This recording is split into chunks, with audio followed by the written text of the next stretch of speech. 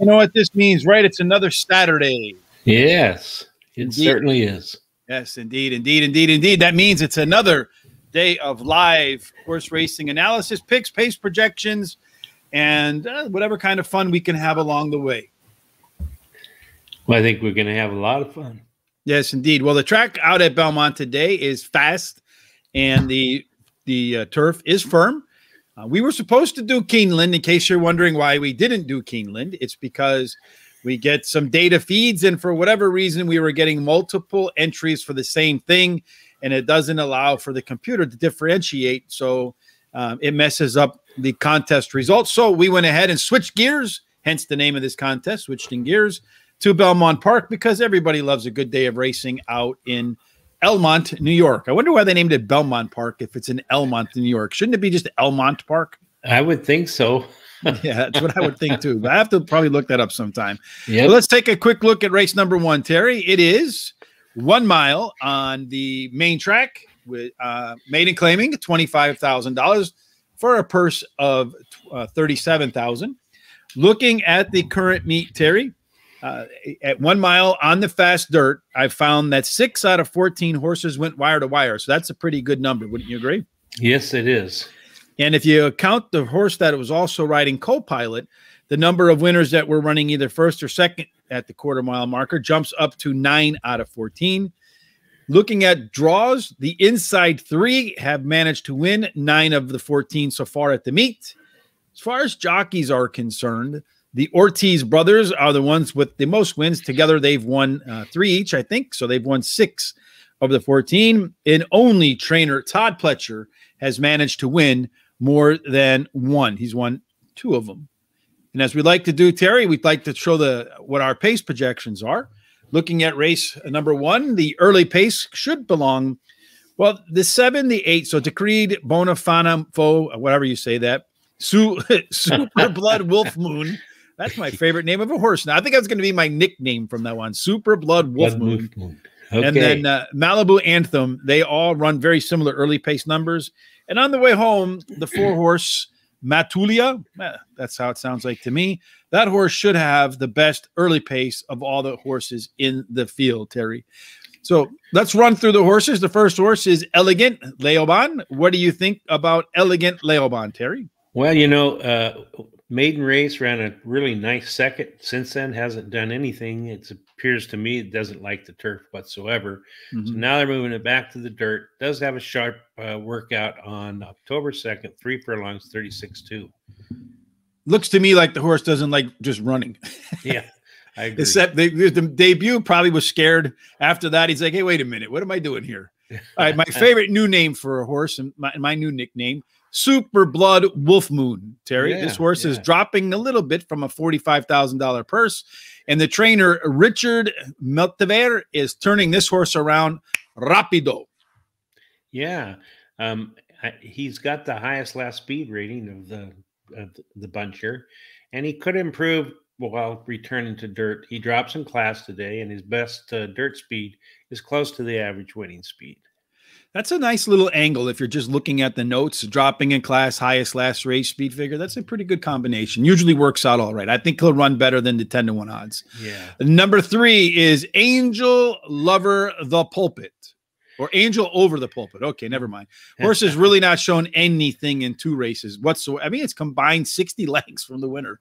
I know. It just doesn't want to run. It doesn't want to be in this. It wants to do something else. It looks like it should be somebody's pet.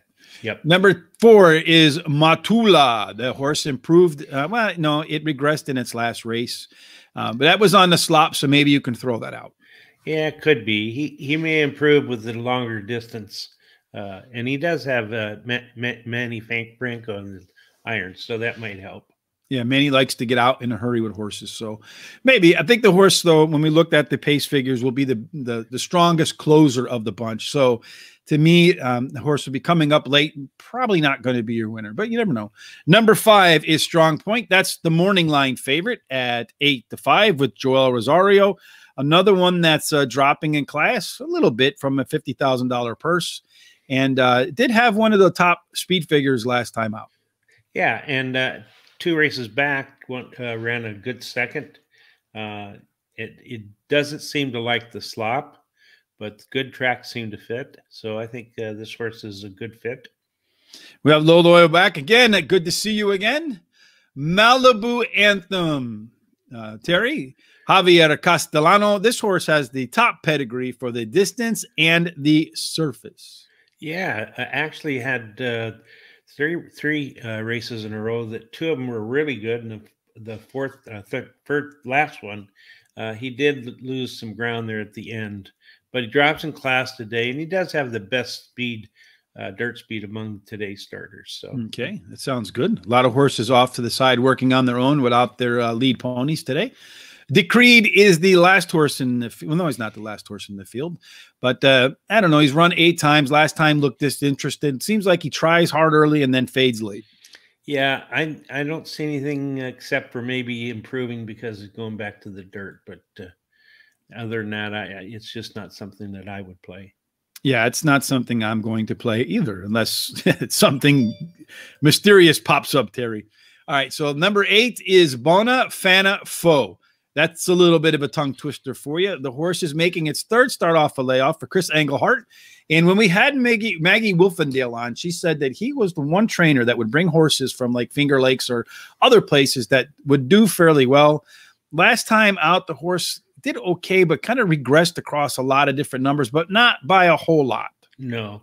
And actually, the trainer has wins 27% of the races when he brings a horse back third off of a layoff. So third race back off the layoff. So I think that might help. And then I like Dylan Davis. So Dylan Davis on the horse. Dylan Davis, yeah. Yeah, he does have a history of being able to run some pretty quick fractions. So as I mentioned, I think the 8, the 7, the 2, and the 6 are likely to be your pace setters, Terry. So how are we going to set the pace today? I know that the last couple of weeks we either hit a nice trifecta or a nice superfecta to get started. So let's set the pace and the tone right off the get-go. Be front runners today, Terry. What are your picks? I like the 5 with the 6, with the 4, with the 8. 5, 6, 4, and 8. Rich is going to go with the 6, the 5, the 2, a little bit of a price there for me, and the closing number 4. We'll find out how they line up when it goes official, Terry.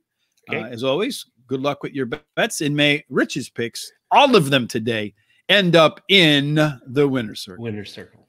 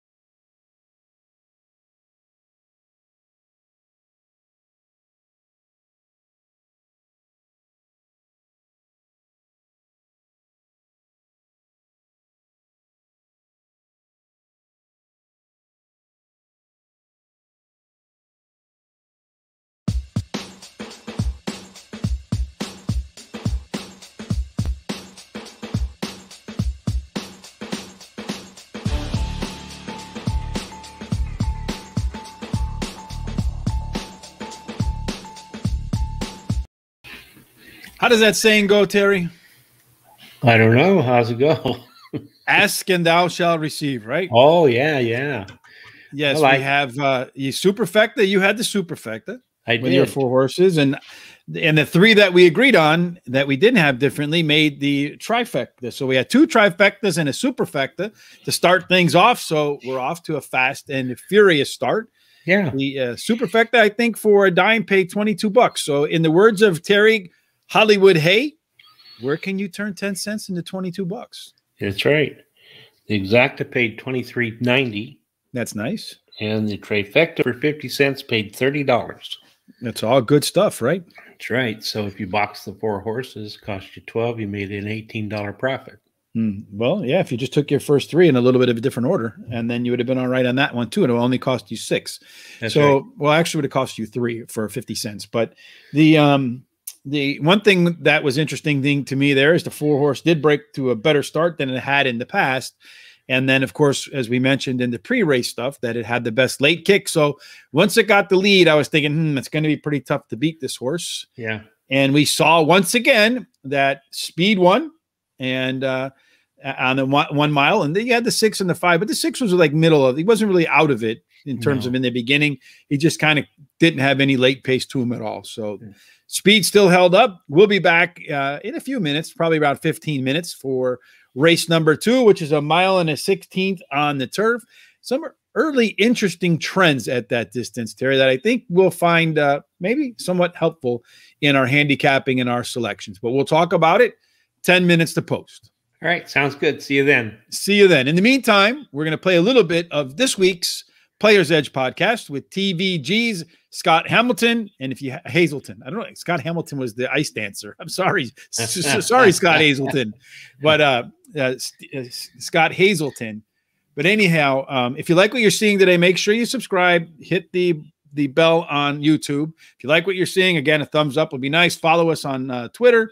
Give us a like on Facebook. That way, when we go live, you'll be notified right away. Terry, we'll see you 10 minutes to post. Way to go. You got pressure on you now because Superfecta, you got to do it every race now, Terry, when you start off like that. Let's go. Let's do it, baby. All right. We'll see you 10 minutes to post.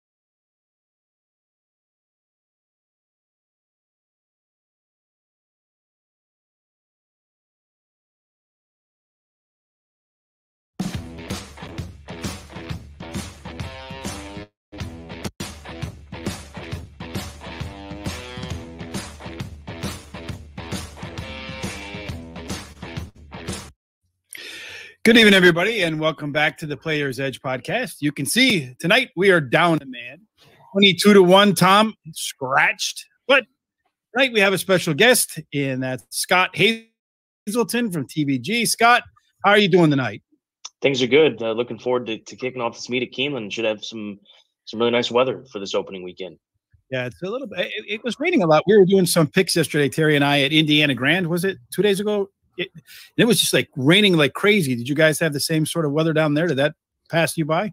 Yeah, no, it hit pretty hard yesterday, and it was supposed to rain a bit today, but it never really developed. There was a bit of showers, but I'm sure the turf course is going to play a little bit on the softer side for the first couple of days. But it's supposed to be sunny, but not too warm. So how much it dries out, we'll have to see. And maybe some of those European horses will find it to their liking with the softer course for sure. As always, tonight we have Terry Hollywood. Hey, Terry, how are you doing tonight? Oh, I'm doing great. How are you doing, Scott? I'm great, Terry. How are you? Good, good. Yeah, I had a quick question, if you don't mind. Did you ever think about maybe training horses like your dad did, or going that direction? Yeah, it was one of those things to where when I really figured out that I was interested in the sport and was going to stay in the sport, I was a teenager, and I felt like I had sort of missed the boat and not paid enough attention to what my father was doing, and would never want to, disappoint him or not go at it the way that he did over the course of his life. I mean, he started being around horses when he was 8 and training when he's 17 years old. And I just, they always tried to push me away from the racetrack, my mom and dad. And I always had that in the back of my head. And I knew I wanted to come back and be part of racing in some aspect. And it was Kate and Bradar that, watching her work on TVG in the late 90s, early 2000s, that really inspired me and thought, maybe I can go ahead and make a career out of this. And it worked out so far. Yeah, you do a great job. I follow you all the time on TVG, and I consider you a good handicapper, and you're really good at working with your co-per people and that kind of thing. So I appreciate that. And then tonight we have 22, not 22 to 1. Sean, Swiss Army, Sean. You messed me up because your moniker's gone, Sean. How's it going tonight, Sean? Yeah, I tried to enter Swiss Army and it just entered me, so I'm just Sean tonight. Well. Hey, Scott. So, what are some of your favorite handicapping angles that have worked over the years? I'm more of a trip handicapper than anything, and I try to read trainer intent. That's the one thing that I like to do. Why has a trainer got a horse in a particular spot that maybe on the surface it doesn't, it's not obvious. So I try to think a bit more abstract, and from time to time I'll say some, I guess, somewhat outlandish thing. Not outlandish, but just sort of things I don't think would come to people's minds. And I was inspired to keep doing that by a good friend of mine. I think a guy that most people will know, and is Frank Miramati. He pulled me aside one day at Saratoga and he said, just keep on coming with those off the wall sort of angles. And because as horse players, we love hearing that kind of stuff and hearing things that maybe we're not thinking about. And after he said that, it's been quite a few years, I've just tried to embrace that a bit more and try to think, what these guys are thinking. Sounds interesting. And it's probably something you have a little bit of insight on. I know you said that, when you were a little bit younger, I read that instead of maybe paying attention to your dad, you ran up in the grandstands and maybe made a few bets. Is that right? Here and there. I mean, it was more when Dad would have a first-time starter that he was really high on. That's when I would bet. But for the most part, the gambling was never really the draw to racing. I mean, my father would bet, but it was I don't want to say it was rare, but it was a situation where if he had a nice young horse that he really liked or thought was going to run big, then he'd do that. Our life wasn't surrounded by going through and handicapping a pick 4 or pick 6 and things like that. That was just never part of my childhood. So you grew up, we were talking about this before we came on air. You grew up in the Chicagoland area with your dad dominating at Arlington Park. I won a few dollars and lost a few dollars betting on Pops. But I wonder what your feelings are in regards to the news coming out of Arlington Park, where they're shutting it down and the Chicago Bears maybe are going to end up out there. Yeah, I mean, that's the one word that I'll hold on to that gives us some hope, is the maybe on the back end of it, because it did seem a little bit open-ended in the articles that I've read. But I mean, it's disappointing. There's no other way of putting it. I mean, that's one of the prettiest places I've ever been to. It's obviously home. I grew up there. I learned a lot there. I was raised by all the people that were, part of my life as a young kid, young man, mainly at that place. And it's just, it's just going to make things more difficult in Illinois. It's going to make things more difficult in an already difficult situation for Illinois racing. So it's certainly not good. And we'll see. Like I said on TVG when we covered that, what looks like it could be the final race. Thank God for the Carey family that own Hawthorne, and the fact that it's privately owned, and it has been for quite a long time, and they'll be the ones to go ahead and at least make sure we've got that one metropolitan racetrack in the Chicagoland area. Yeah, from what I read too, they have some plans on expanding it and making it a little bit more updating the facility, so to speak. So hopefully they'll do that. I don't know that it'll be as nice as Arlington was, and I know that they plan on maybe trying to put a casino there, but the casino politics in Chicago are just crazy. I would be highly surprised if they ended up with a casino, even though that's not in Chicago. It's in Stickney, Illinois. What about 22 people live in Stickney? They all work at the track. It's a very industrial area right off of Cicero and 290, I think it is, or 55 is the highway. So it's not a well-populated area for sure.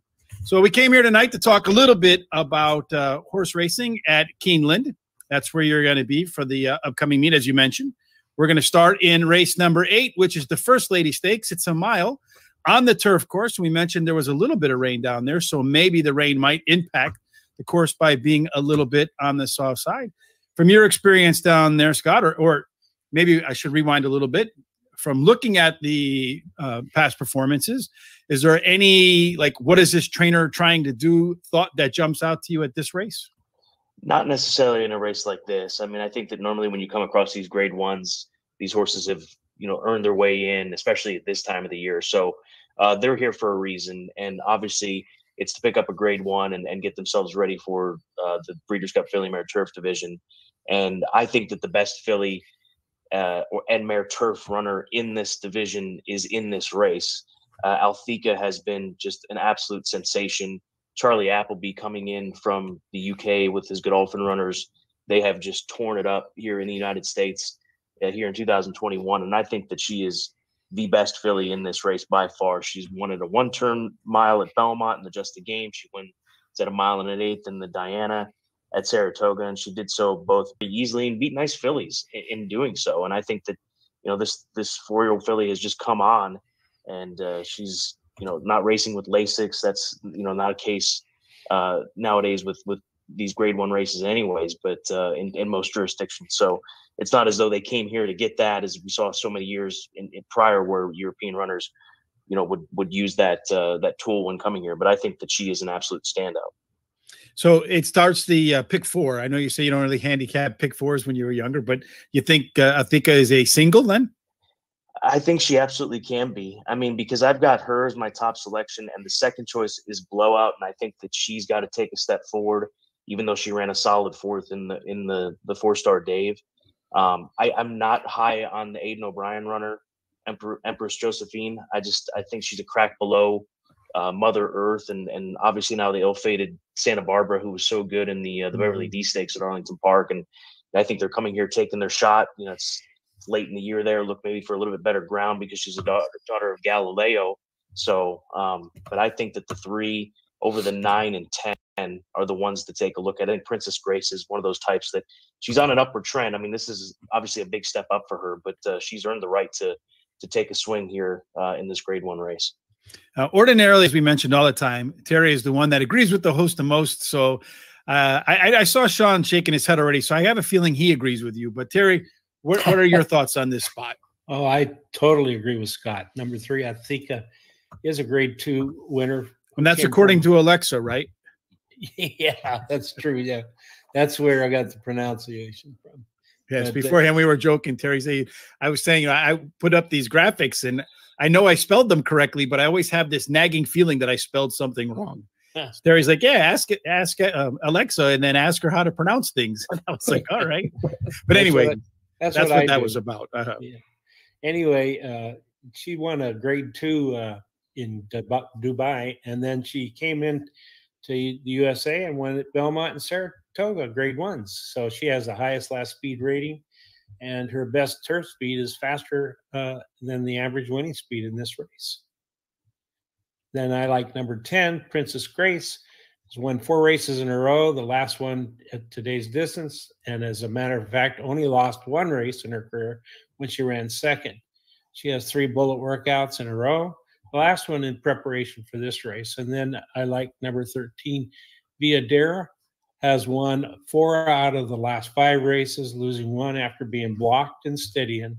She's trained by Chad Brown, who wins 28% of the races when shipping a horse into a racetrack. And then number 6, Regal Glory is my 4th pick, won 8 out of 14 races on the turf, has won 5 out of 9 races at today's distance. And the only race she lost this year was when she was bumped pretty hard at the start. Sean, how about you? You think Althika too? I can tell by your head bob. No? No. You didn't head bob? I must have misread that then. Go ahead. Althika's my 2nd pick, but I went with Princess Grace. I mean, this horse, I'm going to get good value for this horse. It's only lost by the half a length, the 1 start, so I will take it. Horse is obviously stepping up, but she looks like she might be able to handle it. She should get a nice trip behind the likely leader, Blowout. Loves the distance going for 3 for 3 and ran over this track once. That was the one where she got second, but it was a good race. And then I used Althika for 2nd, came over to the U.S., won both starts, looked tough to beat here. And we all know about Charlie Appleby, U.S. Invaders this year, winning 5 grade 1s. And then I went with a long shot for 3rd. Daddy is a Legend will be flying late. Won 3 of 5 career races at Keeneland, so likes to track. and has raced 5 times in Grade 1 races and has been in the trifecta in 4 out of the 5. Hey, did Blake pick that one for you? Daddy is a legend. No, no, it would have been nice if we would have though, but no. Blake is Sean's son, so that's right. So for me, I agree. I think that Elthika is the class horse in this field. Terry must have stole my notes or something, because I have Princess Grace second and Viradera third. Got a little bit different choice. I like, to me, it was a tough call between Blowout and Harvey's Little Goyle. I went with Harvey's Little Goyle because I feel like there could be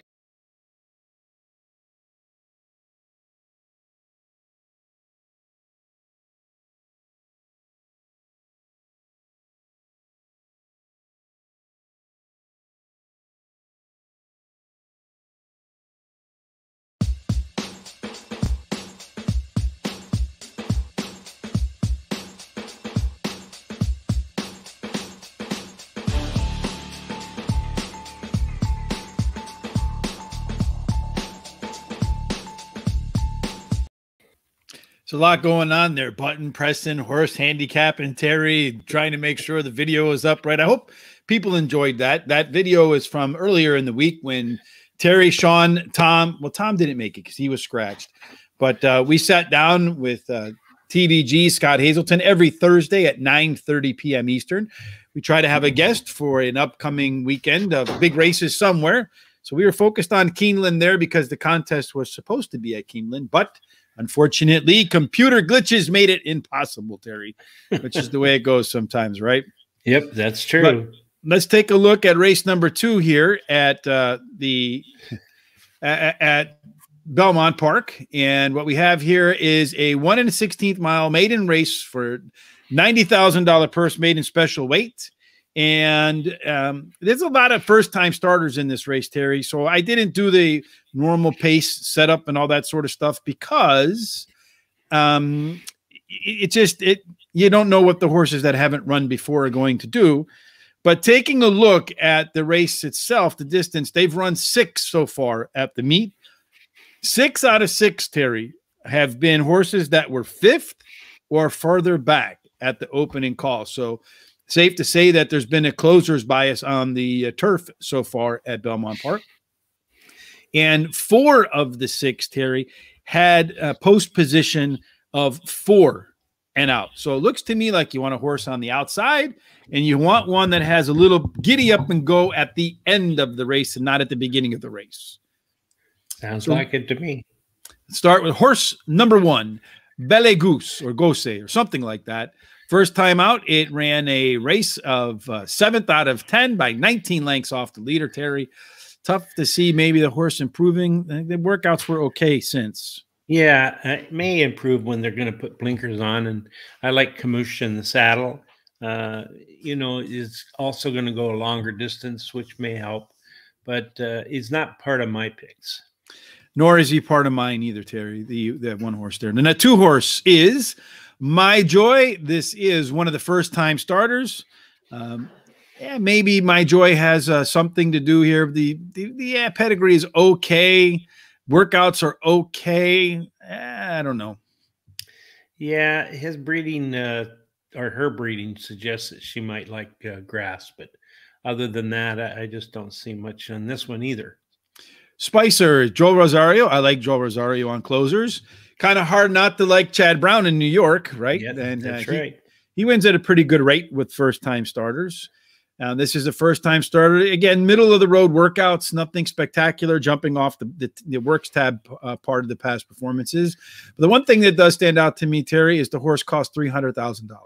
Yeah, that's true. And Chad Brown does, on debut turf, win 20% of those. So that's not too bad. That's 1 in 5. Yeah, and like I said, I think it is the most expensive horse in the field. Peg's AK Girl did run a decent race in the first time. It came out, had a little bit of early speed, and then failed to hold on in the stretch. But that was at Monmouth Park. And we've talked many times, Terry, about Monmouth being a place where they're not allowed to use whips. And now perhaps with a little bit of encouragement from Hector Diaz Jr. And it looks like maybe that might be helpful. Yeah, I agree. Her best turf speed, or at least the turf speed in this last race, her first, was close to the average winning speed. So Yeah, so she almost ran par last time out, but which is good. The 5-horse Eileen Gray is another first-time starter. This is a horse that the pedigree wasn't quite as good as the other first-time starter we had mentioned. Although Christophe Clement is one of the better trainers at Belmont, particularly on grass. Yeah, he wins 23% of the time when he has a first-time starter, a 2-year-old. And the breeding on this one also shows that she might like the grass. Mm-hmm. Number 6 is Gunboat, making its second start. Gunboat tried a mile and a 16th on the inner turf course at Saratoga. It's going to make its second start for trainer Claude McGahey, the 1-2-3rd. This horse is one that stands to improve, although I don't know that being on the front is where you necessarily want to be based upon what we talked about for the first 6 races at Belmont. That's true. And she does show that she liked to go in the front to start with, but you never know how these 2-year-olds are going to go. This might be one that likes either way. So I don't know. I like that workout 49-1 on October 4th, second out of 11 workouts. Mm-hmm. And in the last 14 days, the trainer's been really on fire. Has won 3 out of 9, 6 of the money. Mm-hmm. Hope over fear. That's probably a good political slogan. Don't know what it means for the horse, though. The horse definitely ran better the first time on turf than it did in its second start after taking a little bit of time off after the first race. Came back, ran on dirt. It was not a turf race that got moved to dirt. They just, trainer Bill Mott put Hope over fear on the dirt. Was the favorite, now going back to turf. You think that is the difference maker? Yeah, I do. I think that's going to help out a lot. And the other thing is that it can carry its speed. As you can see, at least it did for a mile in the first race. So, and it has the top pedigree for the distance and surface. Robaz is 30-1 in the morning line, Terry. Chris Engelhardt, I don't know if the workouts inspire me. I don't see anything on the betting board at 83-1 that tells me there's inside information on number 8. I think that Robaz is probably a pass. Just don't say toss it out. I won't, but it's a pass for me. All right.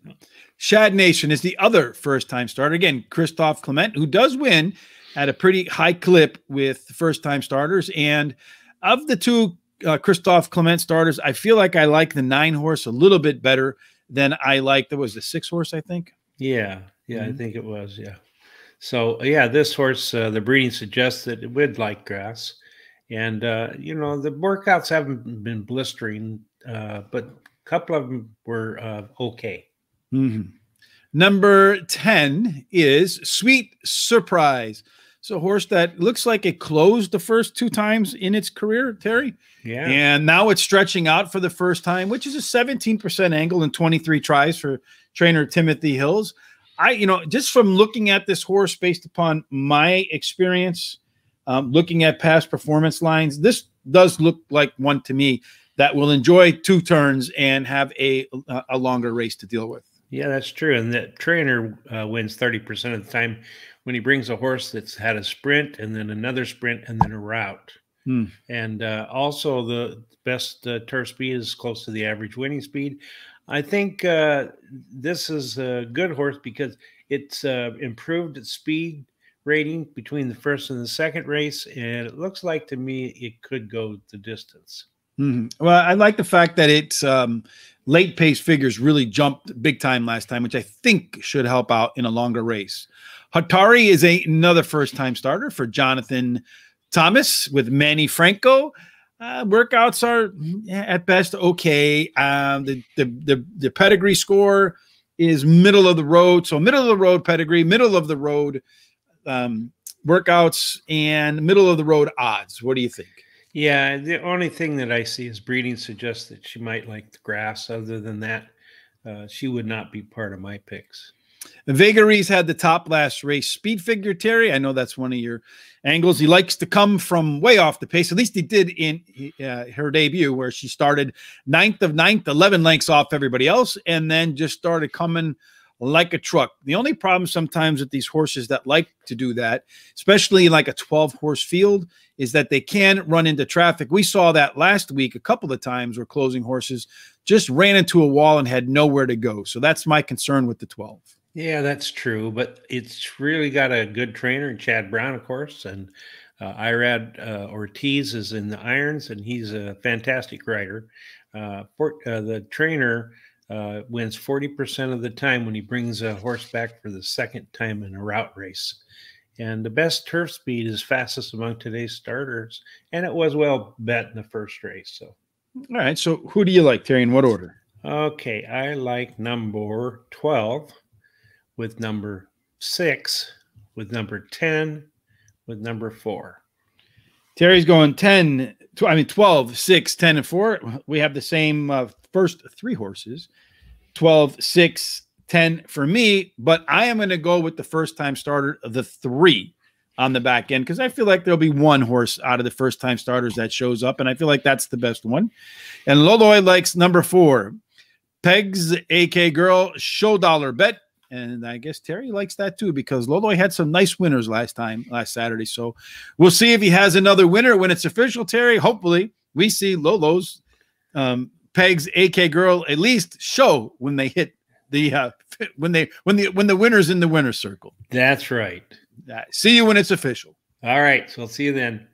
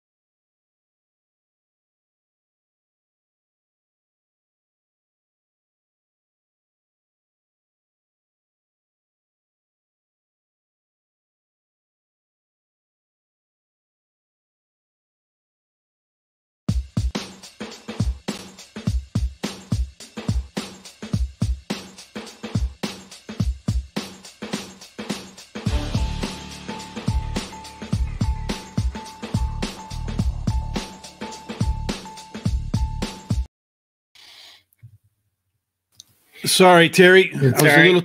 I was a little too upset right there with myself. Oh, yeah. Well, that horse that won that race, it wouldn't have been that hard to pick because, as we discussed, the trainer wins 23% of the time with 2-year-olds first start. I don't know if you can see that on my screen, but you see the 9? Yeah, I do. At the last minute, I crossed them out and went with the 10. Oh, yeah. You should have kept the 9 in there. And I don't understand that phenomenon.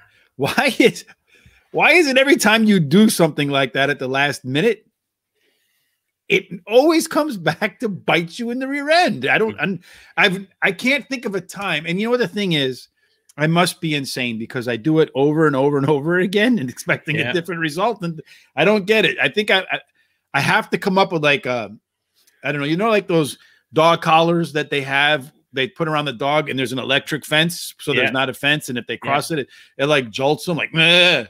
Yeah. I think I need to get an electric collar that every time I change my picks at the very last second, it goes, so that I don't do it. Wait, I can't do that. I just leave it be, right? Well, yeah, and I do the same thing. Yesterday, my pick of the day, I had it set one way, and then about 2 hours later, I went back and looked again before I sent them in, and I switched them. Well, guess what? If I had left them the way it was in the first place, I would have won the pick of the day and ran second with my second pick. But instead, my second pick won the race, and my first pick ran second. So I know what you're talking about. It drives, and I can't understand for the life of me. And maybe a psychologist or some grand person who understands how the universe works can tell us why it is when horse players make last-second changes, they never work. Yeah, they don't. And it's crazy. The other thing is the 9 keeps beating us. So. Oh, yes, that's another. I don't know why that is either. No, I don't either. I hate the number 9. Yeah, me too. I'm becoming thoroughly disgusted with that teal blue. So don't do that again, or whatever, aqua, whatever color that is. And anyway, it's probably teal. Yeah. All right, Terry, we'll be back 10 minutes to post for race number 3. Hope you guys, in the meantime, will put up the remainder of the Players Edge podcast, which we again do every Thursday night at 9:30 p.m. And then, so those are some picks for later on in the day with Scott Hazelton over at Keeneland. So definitely worth paying attention to. It was a great show. He had some nice insights that I thought were useful. Always, those are good shows, great guests. So Terry, we'll be back 10 minutes to post. In the meantime, folks, like I said, please enjoy the remainder of the Players Edge podcast. See you in a little bit.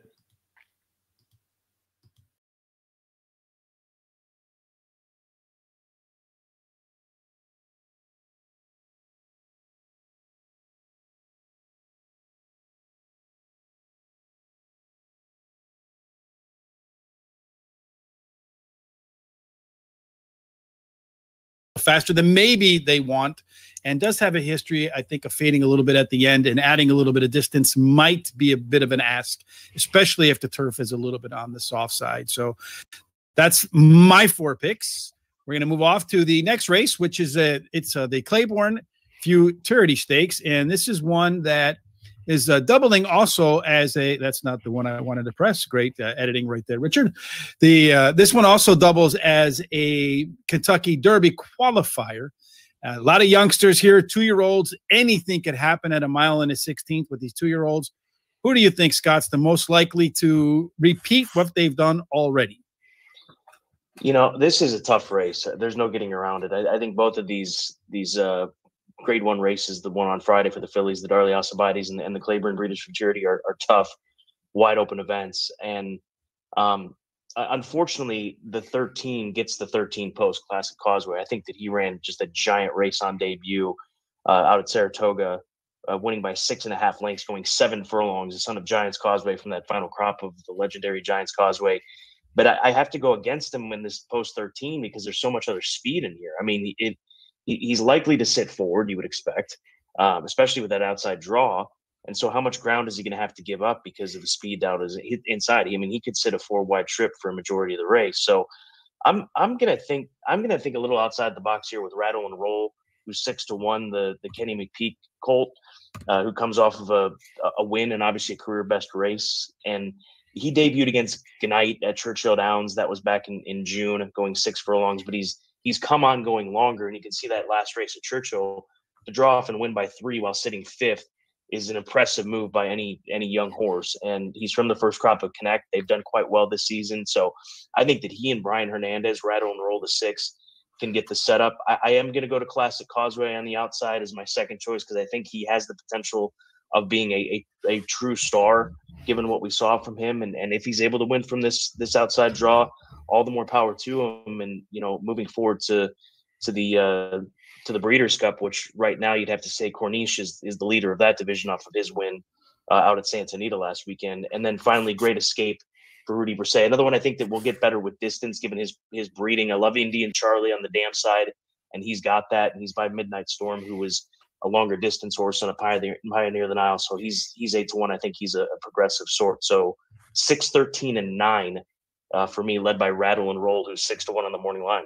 16, 30, and 3 and 9. Sean, I think this race is pretty much wide open, Sean. So I'll be surprised if I think we might all land on one horse, but have different horses around with it. So who do you like and why? I like number 7, American Sanctuary. You get a nice 12-1 morning line price on a horse that would have beat the morning line favorite last time out if there was a whip. Got the lead at Monmouth and then just didn't respond. And number 1, Double Thunder, came up. Also went wide in that race. Should get a better trip, and with the whip, Sophia Doyle's done good on this horse with a 1st and 2nd. Also gets plenty of speed to run at. And then I went with number 9, Great Escape, another that will come off the pace. This horse looked in previous race that it could go longer, and we'll get the chance here. And the trainer hits at 23% from a sprint to a route. And then I did throw in, obviously, I like number 7, American Sanctuary. I got like number 1, Double Thunder a little bit. It's won 3 of 4 career races. No other horse in this field has won more than one race. Gets Paco Lopez the rail and speed to run at. I think a few of them only have more than 1 or 2 races in them. How about you, Terry? Yeah, I looked at the 13 really hard. I really liked it, but I hated the post position. So I really didn't use it in any of my picks. I liked it. Yeah. And I liked the number 1 Double Thunder. I thought you were going to go Dumb and Dumber. I was like, all right. Yeah. Yeah, he won his last race closing for mid-pack at a mile and now stretches out to 1 1/16, which I think really fits his running style. He has a good workout on October 2nd at 5 furlongs, 101 and 1. Breezing, he was the 2nd best out of 25. And then I like number 5, Don't Wait Up, won his last race leading all the way at 6 furlongs. Now we're going to see if he can carry that to 1 1/16. He has the highest last speed rating and 2 bullet works coming up to this race. And then I like number 12, Kevin's Folly. Ran a decent 3rd in a grade 1 in the grade 1 hopeful. And the trainer wins 22% of the time when he brings the horse from a sprint to a route. He has a good workout on October 2nd of 59.2 for 5 furlongs. 2nd best out of 55. And then I like number 9, Great Escape. Won his last race at Churchill Downs, improving his speed rating by 9 points. The trainer wins 37% of the time when he goes sprint to route. And his best dirt speed is the fastest among today's starters, at least with another one here. And he has a great jockey in Tyler Clafione, who in the last 7 days is 19 mounts, 5 wins, 3 seconds, and a third, 1/3. And then he's got a great workout also on October 2nd. Yeah, I thought the one horse we'd all agree on was going to be Classic Causeway, but that's what happens when I think, I guess. And, I like number 5, Don't Wait Up. I did, as Terry mentioned, run a really good race last time out. I like when a horse runs a good race, follows it up with a bullet, it comes back, because at least it's some indication that it's keeping its edge. I have Classic Causeway as my 3rd. Would have put him first if not for that 13 draw. I have Double Thunder. I look back at its races, and the 2 times it got the post, it ran around the track and won. So back to the inside, which I think the horse prefers the inside draw over the outside draw. And then I have Great Escape as my 4th pick, and improves from race number 1 to race number 2. It's going to be making its first time around 2 turns or out, as we mentioned. But I think just looking at the horse and from experience, it looks to me like the horse will be better suited going long than it will be in running sprints. And I am kind of shocked that the 9 horse is the one that we all had on our picks. I really expected it to be something else.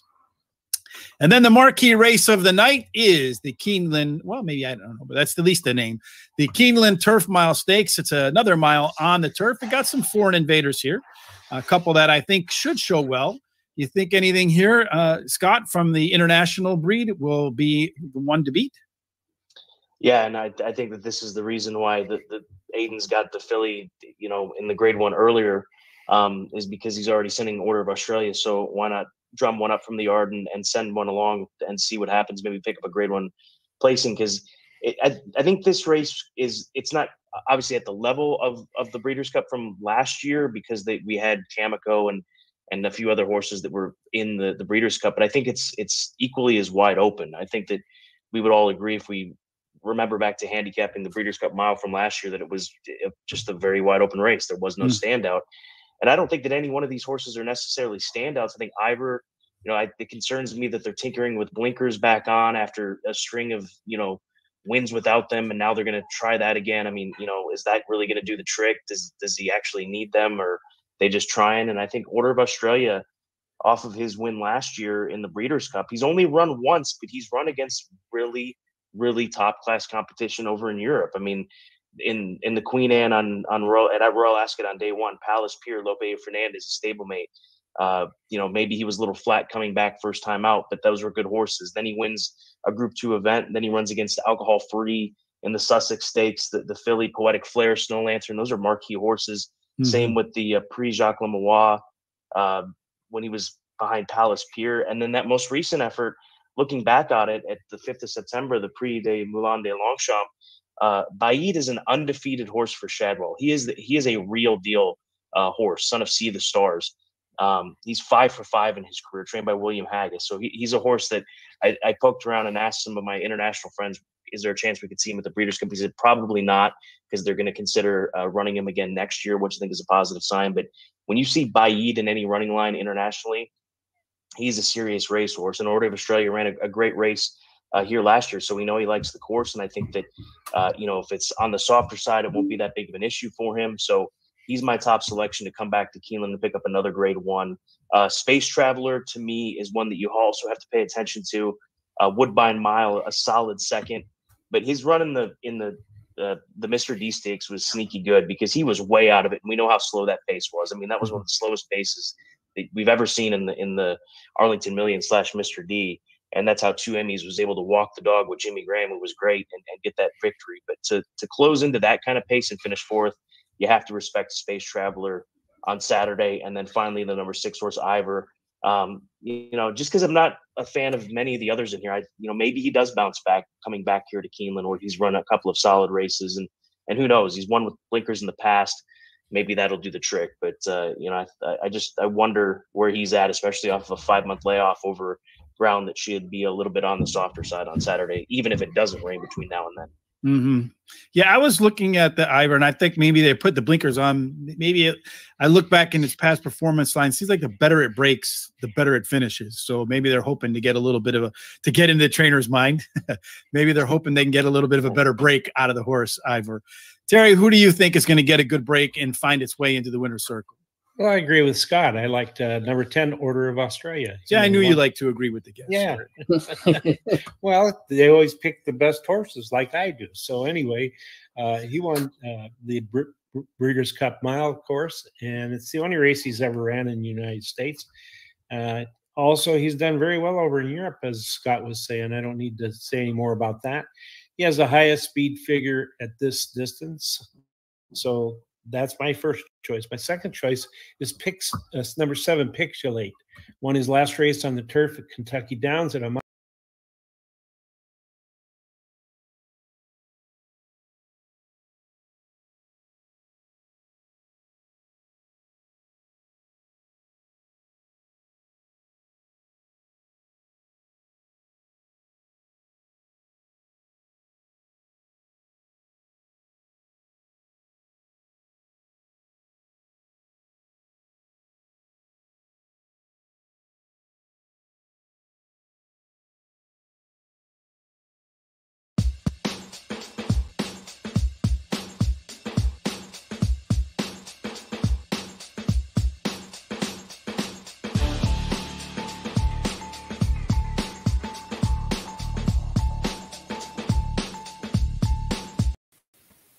Terry, we're back to the races after enjoying a little bit of that show that we had with TVG's Scott Hazelton on Thursday night. Yeah. It was a good show. I'm listening to it again, and I feel like there was some funny things in there, some good picks in there. Well, hopefully there were some good picks in there. We'll find out when they run those races over at Keeneland. But we're about to run race number 3, Terry, at Belmont Park, and that is another allowance $50,000 with a $55,000 purse. Another race at 1 mile on the turf. On the dirt, just to kind of rehash what we spoke a little bit about before. So far at the meet, 6 of the 14, so now you can make it 7 of 15 horses. One close to the front. I think the 4 horse got the lead in that first race. If not, it was 7 out of 15 that ran either first or second. The post position was the 4 horse that won, but usually the 1 through 3 had won. And the Ortiz brothers are the ones that have done the best in terms of the at the distance and surface, the 1 mile on the dirt so far, meet to date at Belmont Park. Because we have a little bit of background in here, we can take a look at how the early pace might set up for this race. Number 1, Blue Grotto, Boldfish, and the number 4 horse, Top Gun Tommy. But it looks to me like the 1 and the 5 have a little bit of a faster pace than the 4 and the 6, who have a little bit of a faster pace than the 7 and 2. And then on the way home, the 6 and 4 horse and the 5 and the 2 all have very similar type late pace figures there. Terry, anything there that you see that you say, yeah, that's not right? No, it looked great to me. So, well, thank you. So looking at this field, Terry, number 1 horse is Blue Grotto. Any thoughts on Blue Grotto?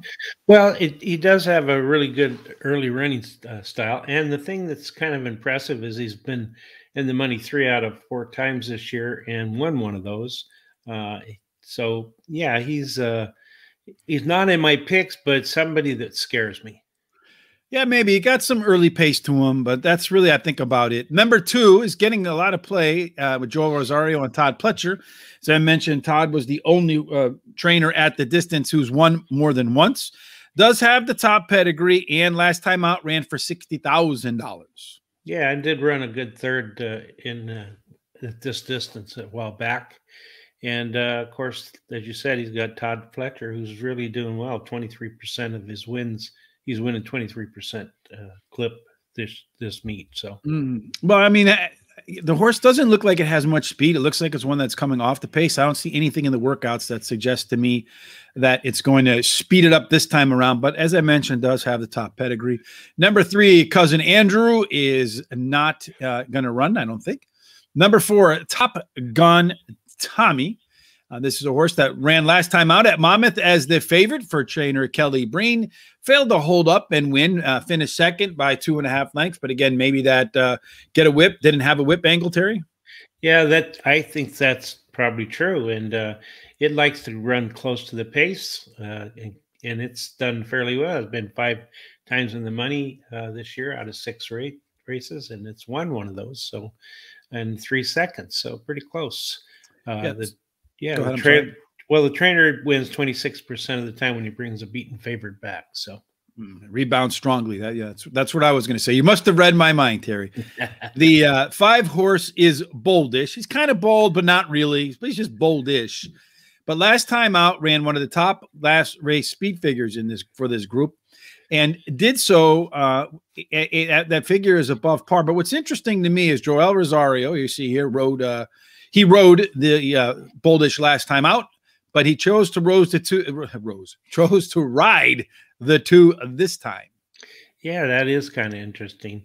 And the trainer is Linda Rice, who I like. She's winning 28% clip at this meet. And she does pretty well when she brings a horse that does a sprint route. She wins 35% of those. He won the last race at Saratoga. And showed that he can close really easily. So. Number 6 is Mr. Briggs. Last time out, blasted a lot of speed. I think he has the top pace figure so far for any horse that in this field anyway, that's run at Belmont, which I like. He's shown now he can run a mile. So second time at a mile should be better. I think he's the one that can get to the lead, probably is likely to get to probably be right behind the leaders, but hopefully has the late pace for those who are backing the 6 to come home first. Another beaten favorite, in this case for Linda Rice. Yeah, Lender Ice again. What kind of interests me is this horse can either run on top or it can run close to the pace. I really think this horse is going to go for the top or pressure whoever's there, which I think is going to set it up for the 5 horse to come from behind and maybe catch them all. So number 7 is the last member of this field. That's double F or FF. I'm not even sure because anymore you're not quite sure they're trying to do these, or 2F Rocket. I'm not even sure. But in any case, this is a horse that's making its third start off a layoff. Looks like the most experienced horse in the field. Does have a trip at Belmont, and we're at 1. Yep. What do you think about FF Rocket? Yeah, he's won 2 out of 6 races this year, so he's doing pretty well. And the trainer, when he brings a horse back that's just won the last race, wins 25% of the time. So, yeah, Rob Atras is he's done well with third time off a layoff as well, hitting at 14%.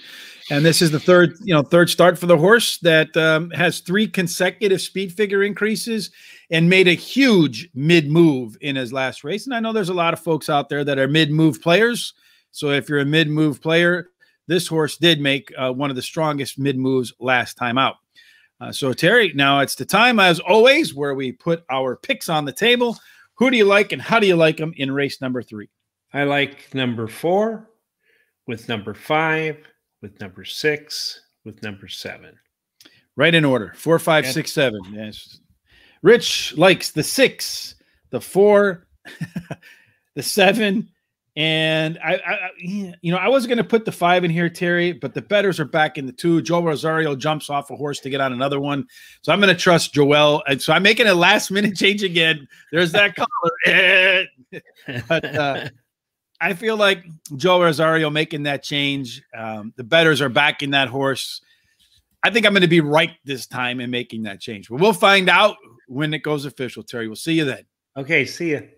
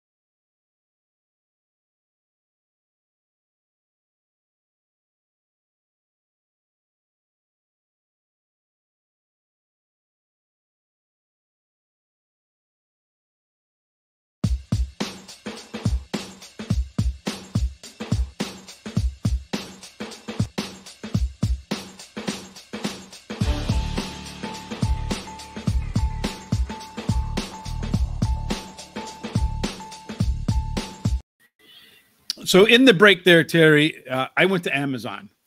Yeah. I ordered me a necklace. One that was when you do something stupid. Not only did I take the 5 out and replace it with the 2, but the 5 went on to win. I know. I liked the 5 quite a bit. It was my second pick. So unbelievable. But and it also has a horse that had some of the best early pace figures, got to the lead like we said it would. Yeah. You remember when we talked about the early pace? It's funny because in the early pace figures here, Terry, you have the 1, the 5, and the 4. That's your trifecta right there. That's right. That's right. So it is. That's what the trifecta was, right? It went 5, 4, 5, 4, 1, right? Yeah, it was. It was 5, 4, 1. Mm-hmm. So there's your trifecta. If you had just played the early pace figures, you would have come away with a trifecta that paid for $1 or for 50 cents. It paid $169.75, and that was just a pure. I mean, you're just playing speed figures, no other handicapping necessary. We put it out there, and unfortunately, neither one of us had the one horse. No, I didn't have it, but I did get the exacta. So with my first and second pick, and it paid $19.10 for $1. So not too bad at all. So the next race coming up is the 4th race at 6 furlongs. So we're going to be looking at a little bit of a different distance. So we'll have a different take on the kind of running style and post position that might do very well. Yeah. We'll pay special attention to our pace projections and see which horses fit in there now. And I swear to you, for the rest of this day, I'm not changing one pick, Terry, at all. I'm going to keep it as is, no matter what. Yeah. Unless lightning strikes me, and then I might leave it, and then I might make a change. You never know, huh? If this is the first time you've joined us, thanks for coming along. If you would be so kind, if you like what you see, go ahead and hit the subscribe button there on YouTube, or you can, and the bell. Head on over to Facebook. If you're watching on Facebook, like us so that when we go live, Terry and I do a show on Monday, Tuesday, Wednesday, and Thursday at 1 p.m. Eastern right here on the Horse Racing Radar TV channel on YouTube, where we talk about the day's news. We talk about a pick 4. We do a 3-piece parlay, and every now and then we have a guest. This week we had a guest on by the name of T.D. Houghton, a jockey who's returning after an injury to Thistle Downs on Monday. We'll play a little bit of that interview a little bit later on today. And while you're at it, make sure you head over to Horse Racing Radar. Check out our free picks, our premium picks, and our contests. Anything else, Terry, that I missed in that little piece there? No, just to make sure that everybody does a good thing and gets in the winner's circle. So absolutely. Well, we'll see you 10 minutes to post for race number 4. And in the meantime, enjoy the end of the podcast Terry, myself, Sean, and Tom, well, no Tom, did with TVG's Scott Hazelton. Okay.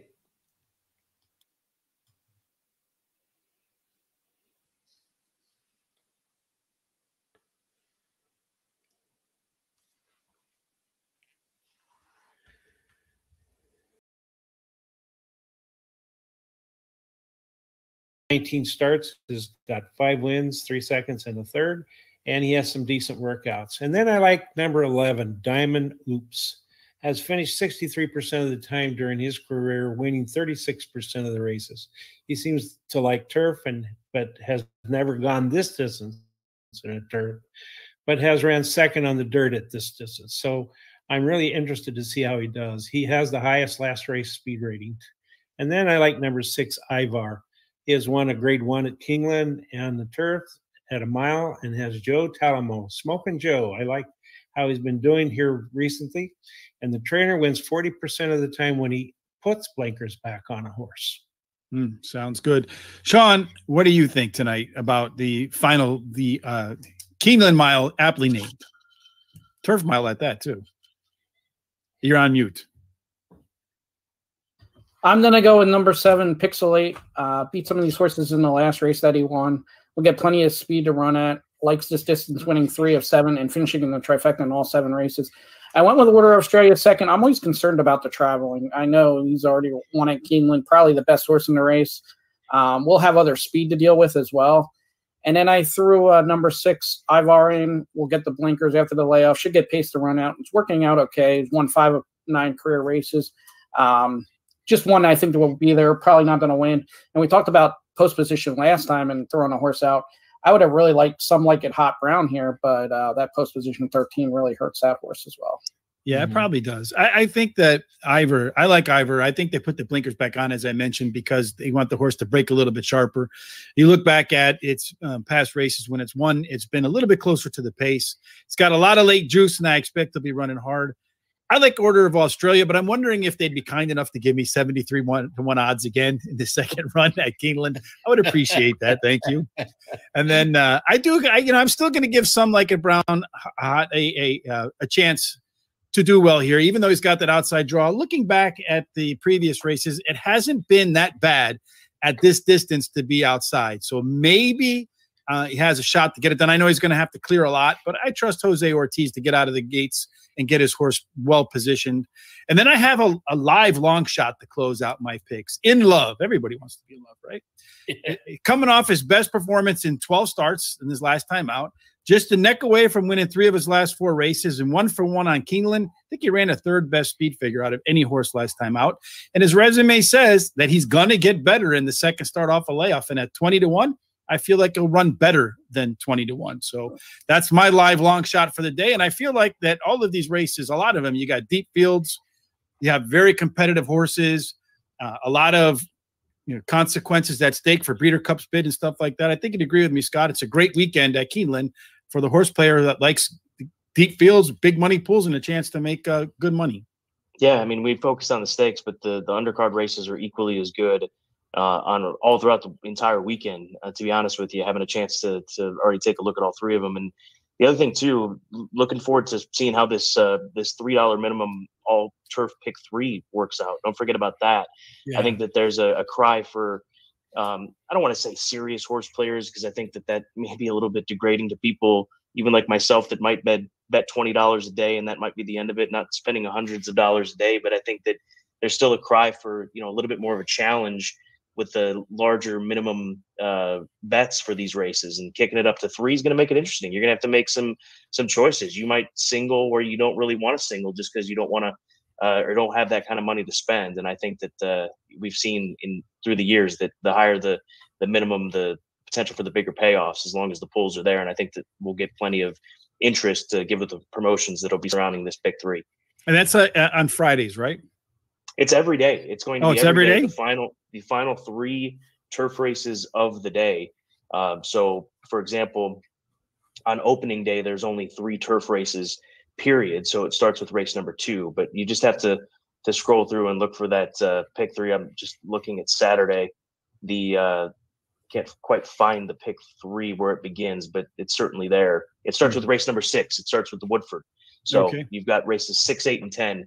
In that $3 minimum pick 3. And if you're playing it, say you're playing it on TVG, you've got to look for it. It's its own designated race per se. It's not you wouldn't go under race number 6 to find it. You'd have to go specifically to the Keeneland all turf pick 3 to bet that $3 minimum wager. Yeah, I think that's going to be exciting. And I also like that it's not just one race to the next, right? So if you win, you have a little bit of time to rejoice instead of route 20 minutes later, oh, damn.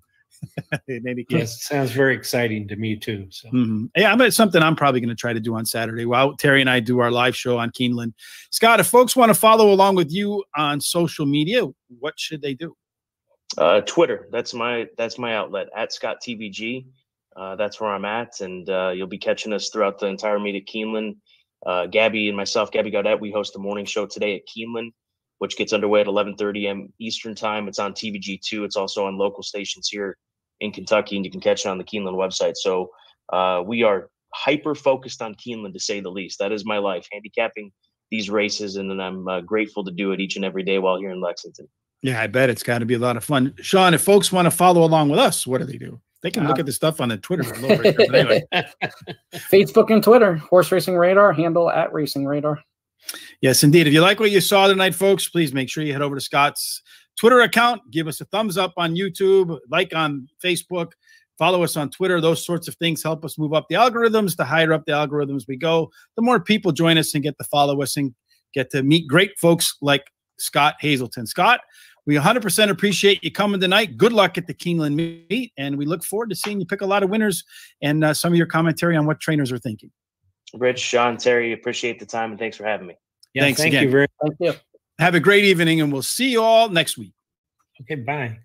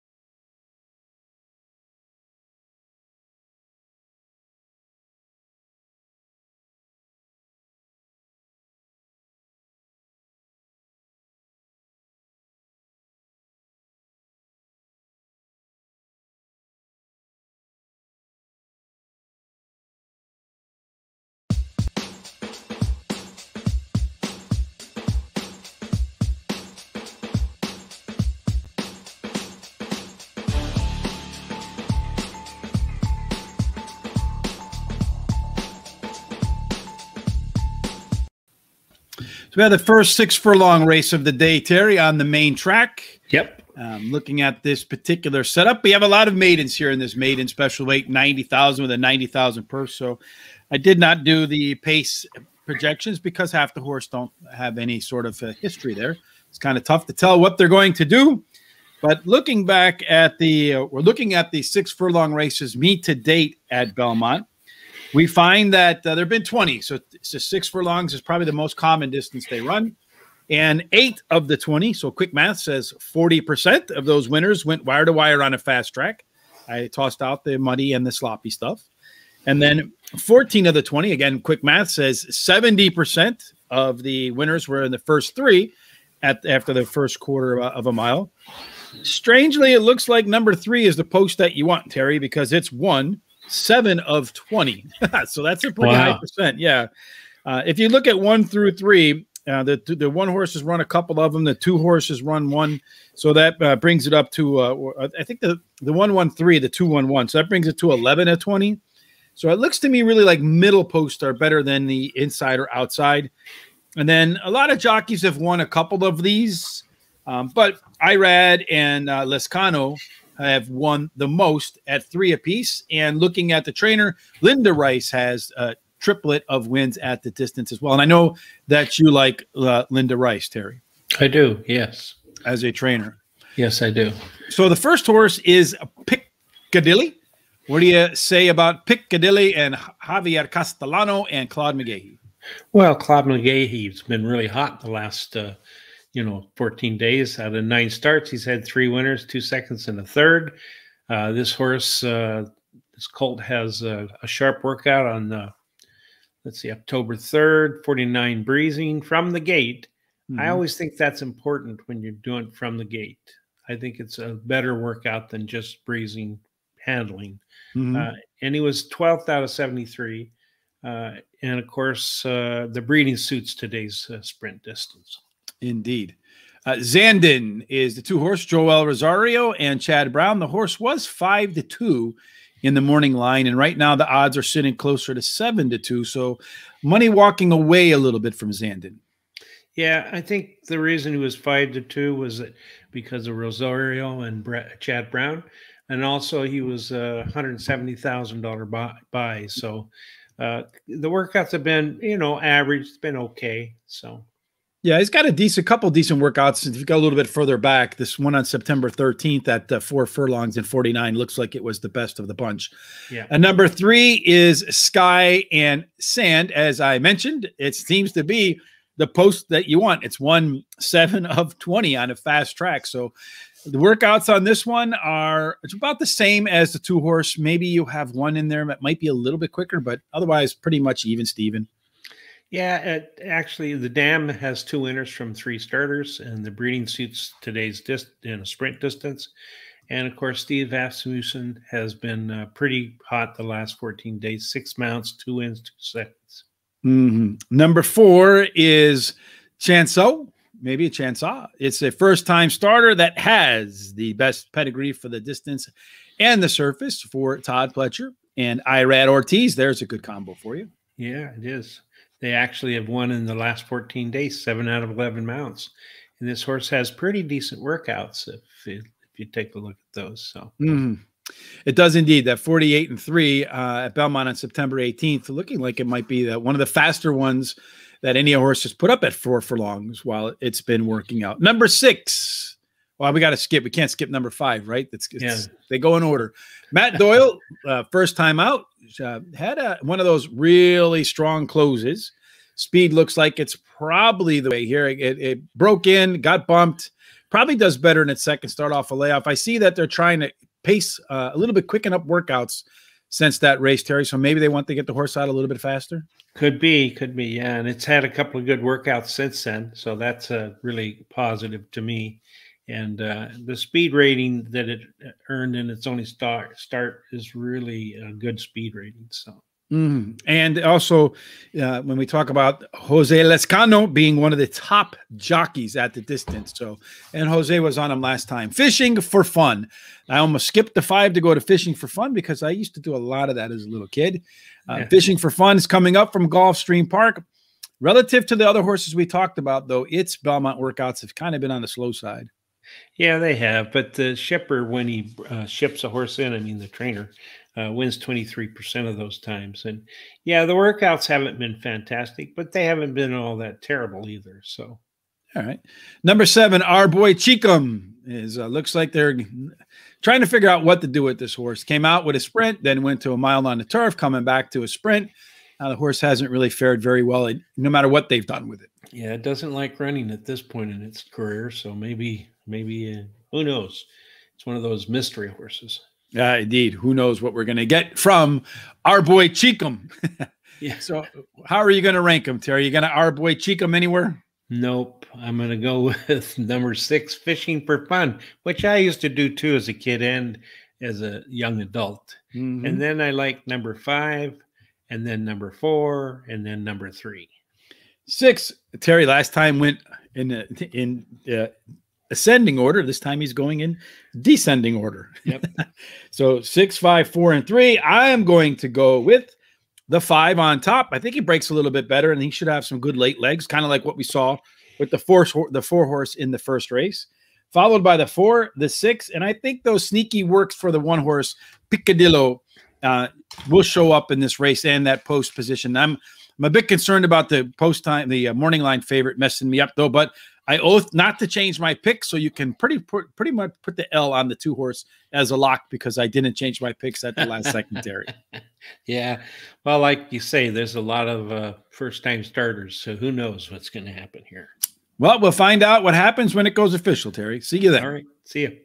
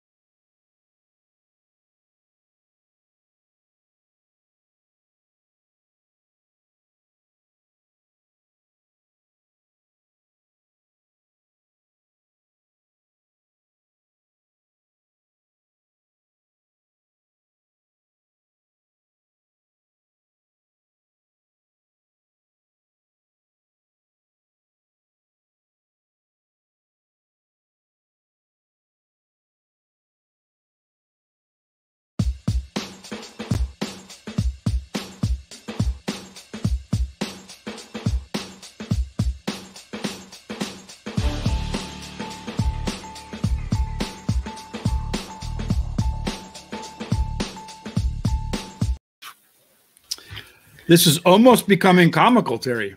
Yeah. Because I said, well, I'm not going to put the 2-horse in this time. And what does he do? He wins. And what did I say? I said he's a lock, right? That's right. That's what you said. But I didn't have him. So that's why I said he was a lock, because it seems like one of those days. It's like my kids sometimes talk about opposite day. I don't know. Do your kids ever tell you about opposite day, Derry? No, they haven't ever said that. It's like something, wherever you say something, whatever you say, the opposite is true. So I feel like today is opposite day for me. Well, at least that's what they told me. It probably really means something else that I'm completely unaware of as a out of touch old man, for sure. Yeah. So, but we saw a 2-horse there at 6 furlongs come from a little bit off the pace, Terry. It was a little bit different than what we expected based upon what's happened so far early at Belmont. Yeah, something that I was surprised about at the end of the race is the commentators were talking about that Chad Brown not only trains this horse, but owns a horse.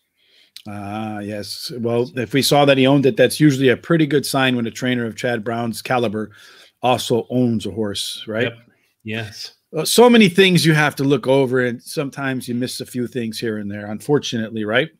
Oh, yeah. There's dozens and dozens of things to look at and different angles to look at. So, yeah, it's really, well, it makes it really interesting, though. And that's why I so much enjoy it, because it takes a lot of brain power to try to figure out who's going to win that race. And sometimes there's not even enough brain power between me and my computer at times, but we'll definitely find our path. It's, these days are like roller coasters, Terry. We go up, we get started, we get a little lull, and then we come flying back, and then we do some loop-de-loops, and then we come screeching into the end, and it always ends much faster the day than we thought.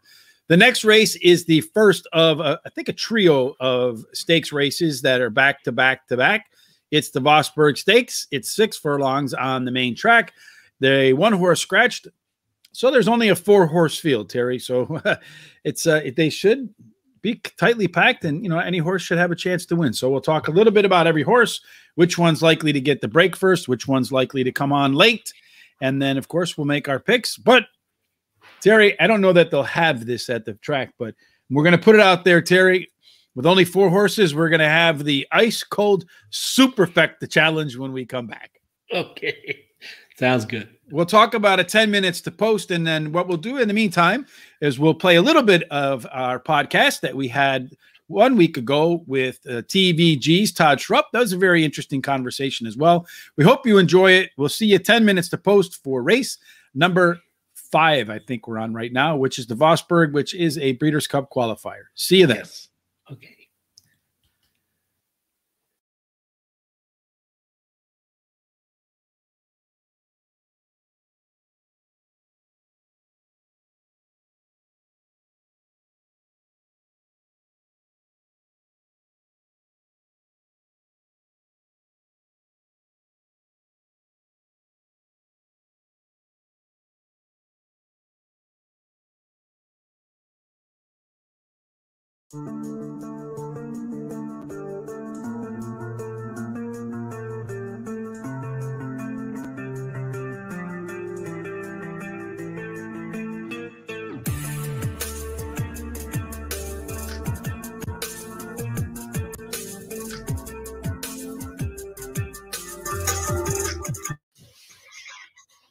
Good evening, everybody, and welcome back to the Player's Edge. I think we lost Sean in a barrel full of noise right there before we came live. I was wondering what that is. Tonight, you see is the fourth face on the show. Todd Schrupp from TVG is in the house. How are you tonight, Todd? The fact that I'm with you guys, I'm obviously doing very well, although I hope you don't mind the staycation beard. I've taken some time off after Del Mar, and I grew this out. This will be shaved by the time we get to Saturday and the big win in your races at Santa Anita. No, right. That's fine by me. I was going to go with a little bit of Pearl Jam to go with, along with the question and answer that you can find on the horseracingradar.com. But you know how these multi-million-dollar musicians are. A 15-second clip would be way too much for us to pay for. Well, I appreciate it. And look, I've never done this before. So on the question and answer, and they were fantastic questions when we got to the music part, which obviously means a lot to me. And, you asked about my dad, who was in the Marine Corps. When he got out of the Marine Corps, he got into the music business. And that's why music has always been a big thing with me. We always had the promotional albums he brought home he kept them in orange crates in alphabetical order. And by the time albums were on their way out, he had about 3,000 albums at the time. Of course, now vinyl's come back. But that's why I've always loved music. So one of your questions was, who's a band that you'd really like to see? Well, Dave Weaver has followed Pearl Jam all around the country. And I don't know how many years they have left of playing, but I said, Dave, I've never seen him. He's like, you got to see him. So I did something I would normally never do. And I wasn't even going to admit it on this broadcast, but I'll admit it anyway. Opening day at Santa Anita's tomorrow. I can ride my bike to Santa Anita. I live that close. Wow. I love Santa Anita. I asked for tomorrow off so I can go to the Pearl Jam concert at Duhaney State Park here in Southern California with Dave Weaver. So me and Ice Cold Exacta will be singing Jeremy and many of the other great songs from Pearl Jam opening day at Santa Anita. But I also looked ahead and realized Saturday is going to be a phenomenal day. So I'll be back in on the action on Saturday. Yes, maybe you'll surprise us with a hard left with some of the ability to sing. I like it. For sure. And tonight on the show, as usual, we have, I don't know, what do you say? You done better. I don't know. I can't read Tom's stuff sometime, but Tom was up in the air, and here he's here. Tonight, how are you, Tom? I'm doing okay. I had a nice day, and weather's been decent around here, so can't complain. Todd, what is the worst bet you ever made that you knew you shouldn't have made? Oh, gosh. I think it was probably one I made last week. That's the thing. Someone said this to me early on, that you can bet, from a handicapping point of view, you can handicap sports betting with emotion. In other words, you can look at a college football game and emotion plays into it. But just as a bettor in horse racing, you've got to fight emotion. And even to this day, even though I know better, when I'm on a complete slide and maybe I'm on tilt because of a bad call, because of a bad ride, or maybe it's a bad pick, and I think we have to admit that more often than horse players, I really got to fight being emotional about playing. Sometimes you need to step back. And I'll be honest with you, for some reason and I'll tell you what it was. And I haven't recovered. I'll just be honest with you. So it was opening day at Saratoga. I think every horse player has a theme to their year. There's something that keeps happening year after year. I think for example, in some years it might be you use 4 out of 7, and every time it's a 7-horse field, you use 4, one of the other 3 wins, and that's just kind of the theme. You should be hitting something along those lines. My theme this year has been canceling great tickets. And so that's never fun. Opening day of Saratoga, I had gotten a tip on a first-time starter, and it turned out to be Goodnight, who went and ultimately ended up to be one of the best. Oh, no, it was Echo Zulu. It was Echo Zulu, who ended up being one of the best 2-year-old fillies in the meet. Well, it was her first start. Someone had told me that she can run. She was 4-1 for Asmussen. So I had a $525 pick 6 ticket. I singled her to start. There was kind of a free square about 4 races in. So it was a pick 6 that had 2 singles, one who was ultimately 4-1, one who was about 3-5. And so I put the ticket in online, obviously, and I played the early pick 5, and I'm sitting 3 for 3 in the early pick 5. In leg 4, I get knocked out. And so now I'm thinking, okay, I want to play the late pick 5, and I've only earmarked this much for Saratoga.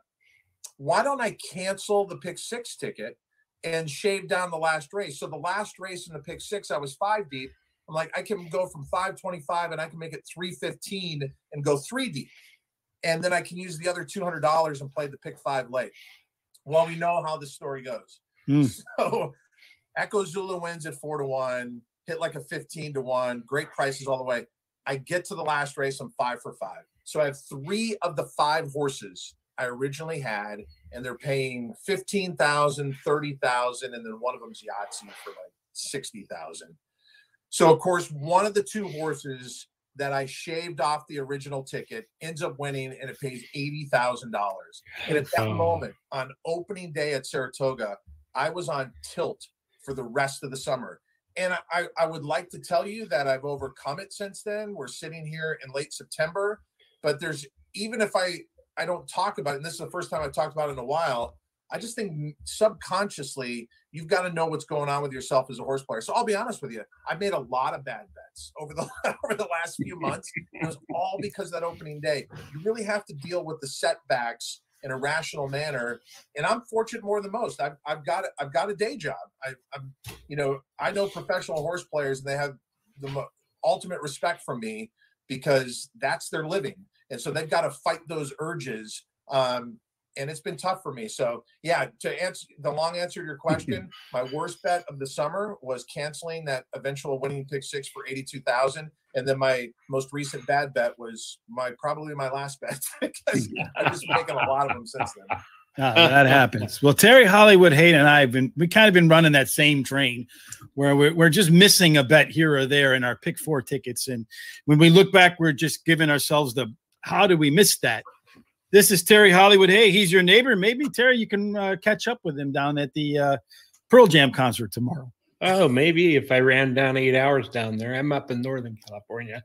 I'm by Golden Gate Fields. So love Gold. And I'm ashamed to say that it wasn't up until it was actually during, I'd say probably about 3 winters ago that I first went to Golden Gate for the first time. I had been to Bay Meadows, but then they had a cancellation of a lot of racing during the rainy winter down here at Santa Anita. We went to Golden Gate, and I love Golden Gate. I just think Northern California has one of the great traditions in all of the sport. And I go back to Ron Hansen and those days. And I mean, look at Southern California. We're basically populated now, with Northern California horsemen who've come down here and been successful. But look at the riding colony. We basically took your 3 best riders from Northern California. We brought them down here. But I love Northern California racing. I love Golden Gate for sure. Oh, I appreciate that. Yeah. I did have a quick question. I know I watch you all the time on TVG, and I see you banter back and forth. And I think it's mostly with Simon Bray, if I'm correct. But I wanted to know, who do you like to banter back and forth with the most?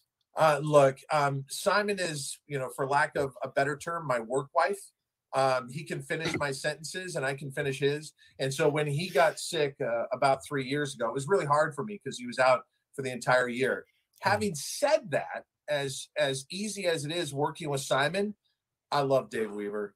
Dave Weaver is one of my best friends through life. I mean, there's the relationships we have on screen, and as a host, it's never about the host. I know some people like, oh, he's got this personality and he makes it about him. And it's like, if you watch closely, my view of the role of the host is you're not supposed to be the expert. You're supposed to set up the person that's sitting next to you.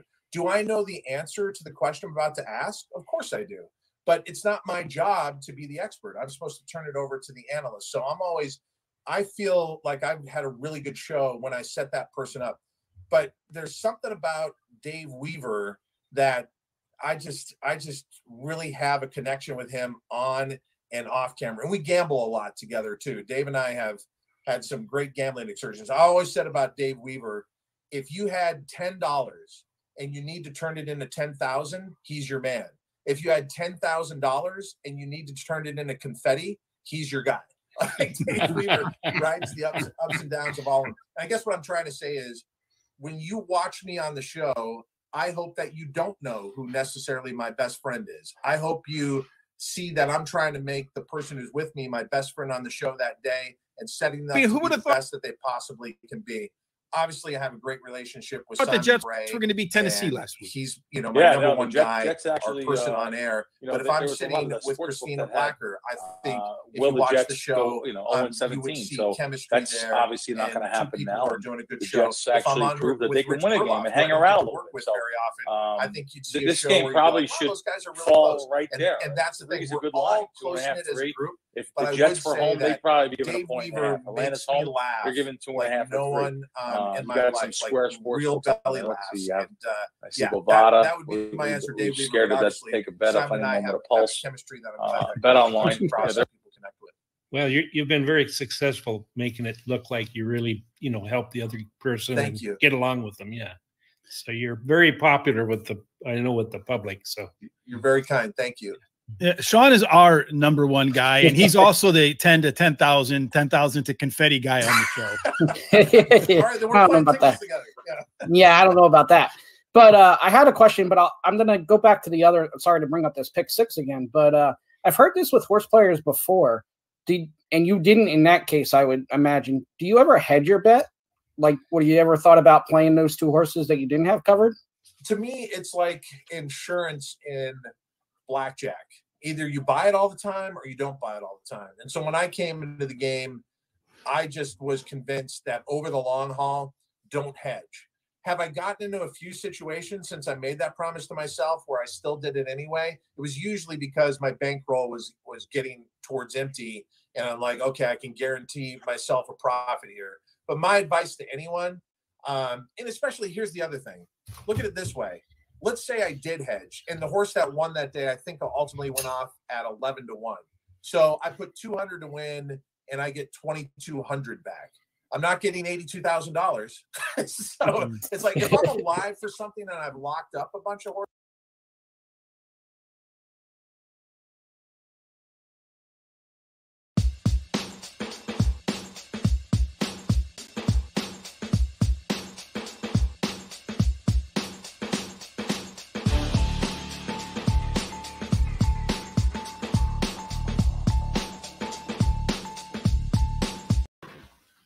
Terry, it's race number 5 is the Vosburgh Stakes. It is a Breeders' Cup Challenge Series race where the winner is in the Breeders' Cup Sprint on November the 4th and 5th. Won't run both days, but one of those days. You'll be there watching the winner of this race, Terry, for sure. Will. Yes. But you won't get a chance to see Jalen Journey because Jalen Journey scratched out of this race. So it makes it a 4-horse field when it was supposed to be a 5-horse field. So everybody's going to collect a check, a top 4 check. We talked about speed winning at 6 furlongs. That's the distance of this race. It had won, well, last time in the last race, it was a horse that came off the pace with the 2-horse with Joel Rosario. But otherwise, prior to that, 40% of the time, was the horse that got to the lead, and 70% of the time it was a horse that was in the first 3 at the quarter pole. Again, it looks like, I mean, post position doesn't really matter with a 4-horse field, Terry, I don't think. And then Irad and Jose Lascano have done the best in terms of jockeys. Let's take a look at what the pace might look like, Terry, in this skinny field. It looks like Baby Yoda might be kind of quick out of the blocks. Yep. Following C might be right behind Frenzy, Fire, and Good Effort.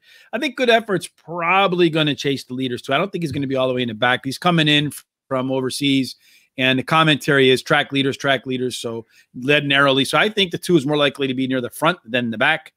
And then on the way home, Frenzy, Fire, Baby Yoda, Following C. And I do expect that you'll probably see Good Effort tail off at that point. But you never know, right? It's only a 4-horse field. They can be the easiest and the most difficult to handicap. Yeah, that's true. And it's a tough race, to tell you the truth. Even though it might not look like it, it is. It's a very tough race. It's one of those races that if I'm playing the pick 4 or pick 5 and it's part of that, I would go all in. Yes. Well, I could see that. I'd probably try to single one in here, to be honest with you, just to pick one and then get through, because you got a 25% chance to win. So Good Effort had a 100% chance to win in 2020 when he was undefeated in 4 races.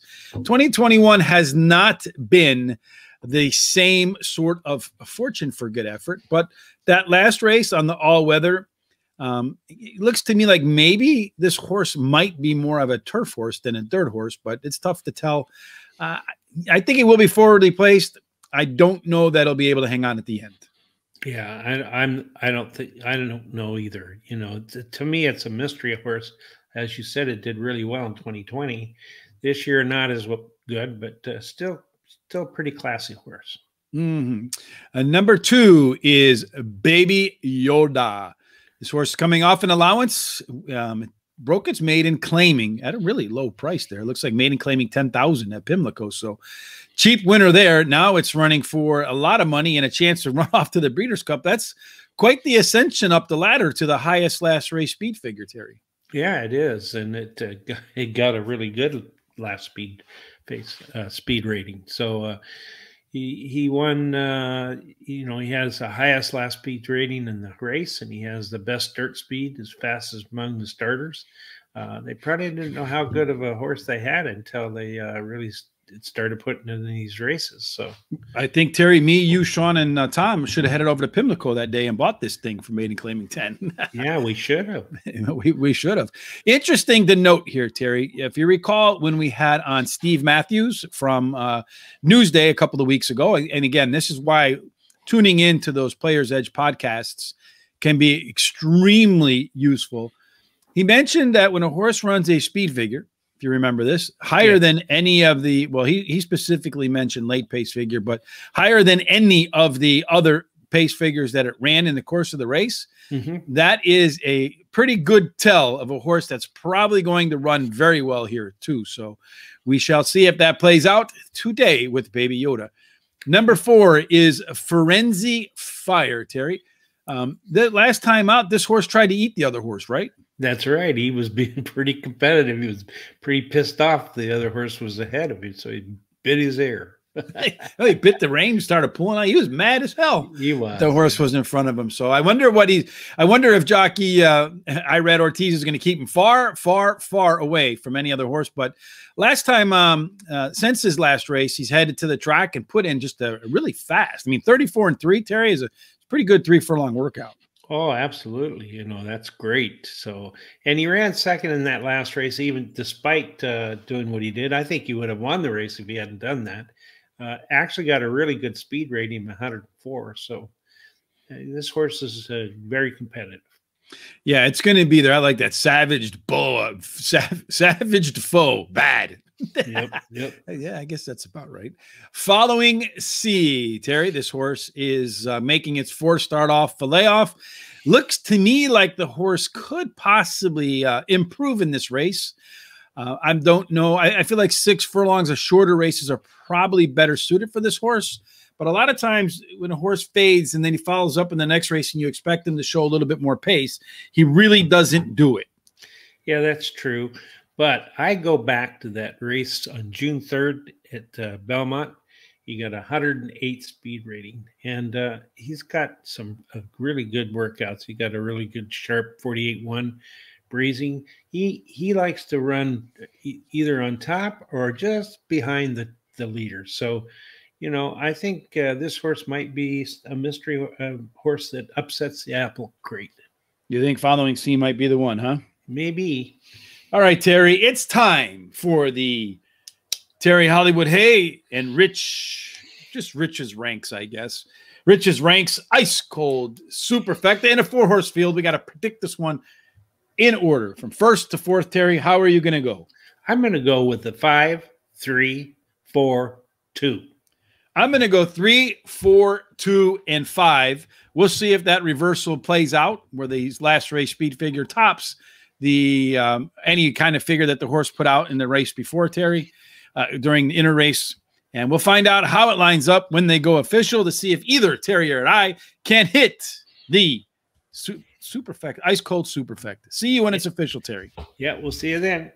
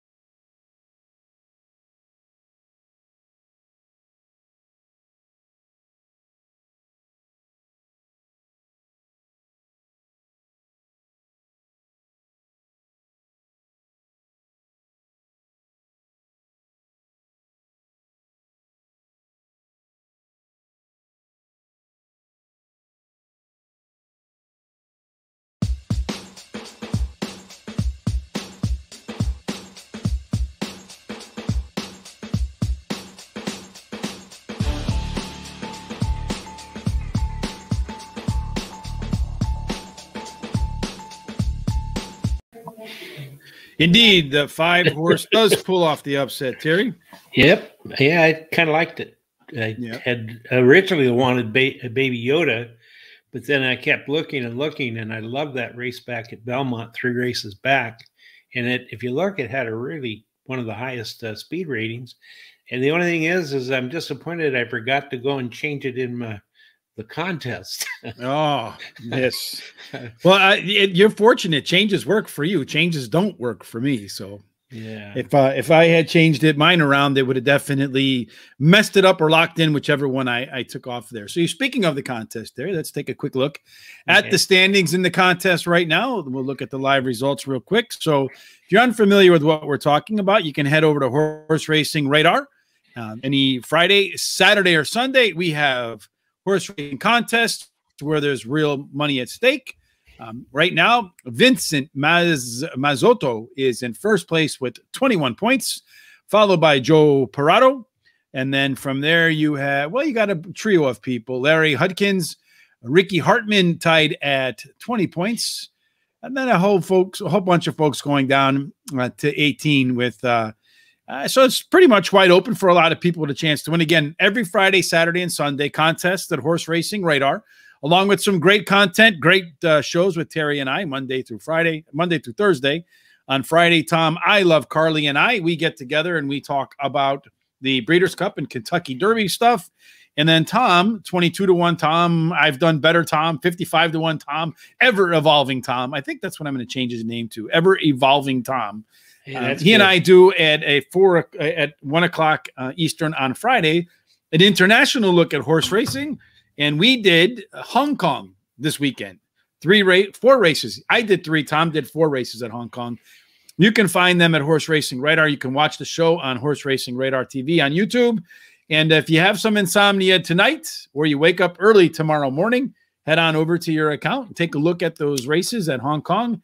I can tell you that we've got some real long shots, so I'm interested. Well, I can't say that for sure because I don't know what the odds were when we handicapped, but where they were in the program when we looked at online, they were kind of at the bottom. So hopefully they run better than where they were listed.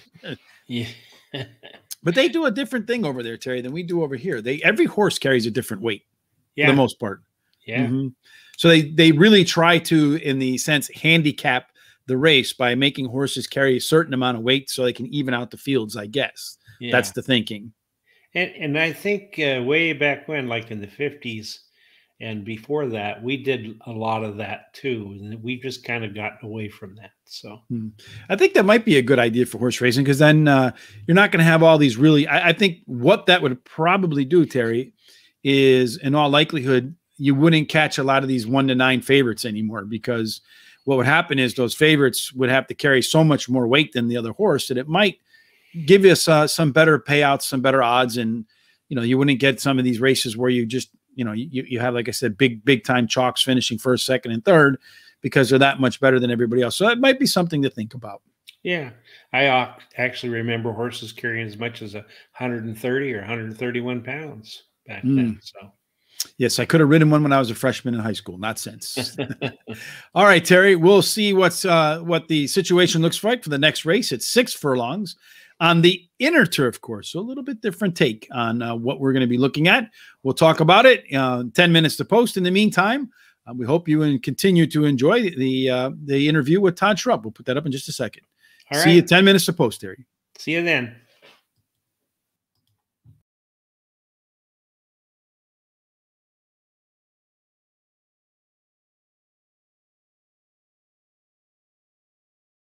Horses, that's one thing. In that particular situation, I wouldn't. It's a great question, and I know some people think just because you can guarantee yourself a profit, but at that point, I was like, let me just hope that I shave back this ticket in the right way. But yeah, I'm not a believer in hedging, and I just think everything you do in gambling, you have to be consistent about. You're going to go through dry spells where it doesn't work, but it is kind of akin to the person who sits at the blackjack table. One time they're hitting into the dealer's 6, the other time they're staying. It's like, no, you either do it the same way every time or you shouldn't be at the table. So I think it's the same thing with horse players. I'm not about hedging, and I'm not saying it's wrong that anyone does hedge, but at least be consistent about it, one or the other.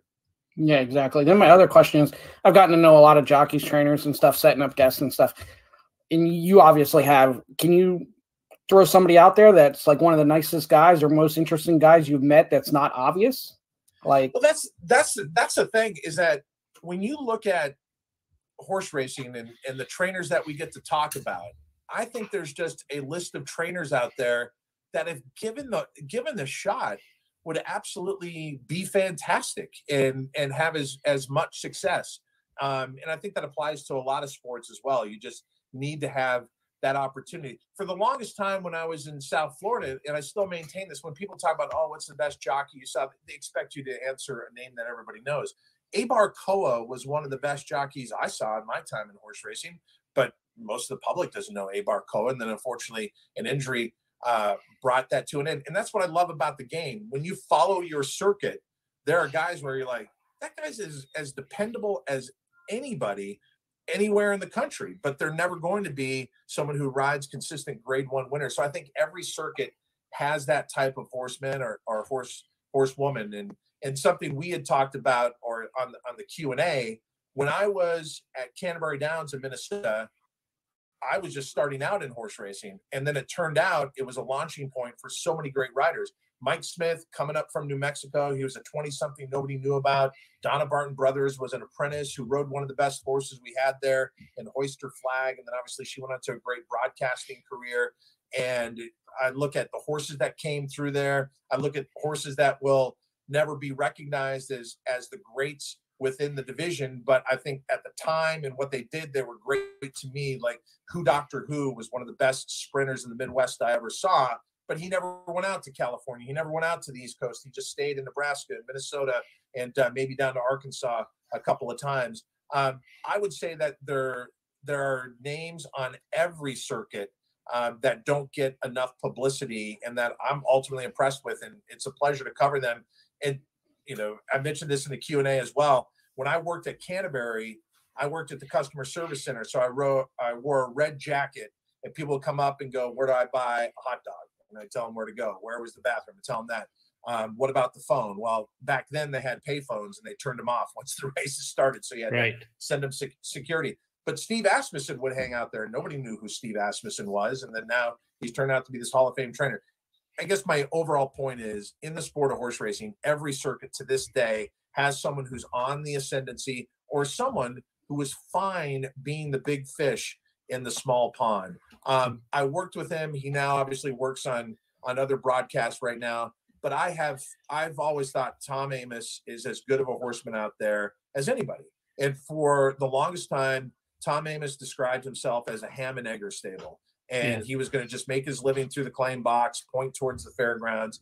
And then he ended up winning the Kentucky Oaks. And now Tom Amoss goes and buys out a book 1 at Keeneland September. And there's a different pressure there with the 2-year-olds. But Tom Amoss was always a name that, you know, if I said it, people would be like, well, that's because you work for him. I'm like, no, but I got to see him up close. And I just think there's a lot of great horsemen and horsewomen on each circuit that you could say, all right, I would have no problem turning a horse over to them. And they don't have to have a big name or a big resume. Yeah, and it reminds me, Russell Bays, you know, he went down to Southern California and rode for a little bit. And then he came back to Northern California and they interviewed him once and asked him, well, why did you do that? And he said, I would rather be a big fish in a small pond than a small fish in a big pond. So, and I think that it's, to me, the racetrack is always a microcosm of life. And it really, there's so many lessons to be gained from it. And what I loved about, because the first big event that TVG got to cover was Bill Shoemaker's all-time wins record being caught by Lafitte Pincay. And it was at the old Hollywood Park. And we were camped out there that entire week waiting for Pincay to pass Shoemaker. And I'll never forget, because I interviewed Bill Shoemaker when I was at Canterbury when he was on his farewell tour. Now here was Bill Shoemaker, obviously in a wheelchair. And he was there every day, despite the difficulty, to support his friend, Lafitte Pincay. Lafitte Pincay breaks the record. Now we turn our attention to Russell Bays. And almost everybody was talking about, well, the record's not the same with Russell Bays because he came down to Southern California, as you pointed out, and he had to go back to Northern California. You know, the wins aren't the same. And Lafitte Pincay came out immediately and said, I don't care where you win a race. it's tough to win a horse race. And Lafitte Pinkai in his career was not doing well at one point before Bill Sparr turned around and thought about going up to Long Acres at the time up in the Pacific Northwest and resisted it. So I think a lot of people, you know, pointed that out and said Russell Bays essentially went to Long Acres. He went back north.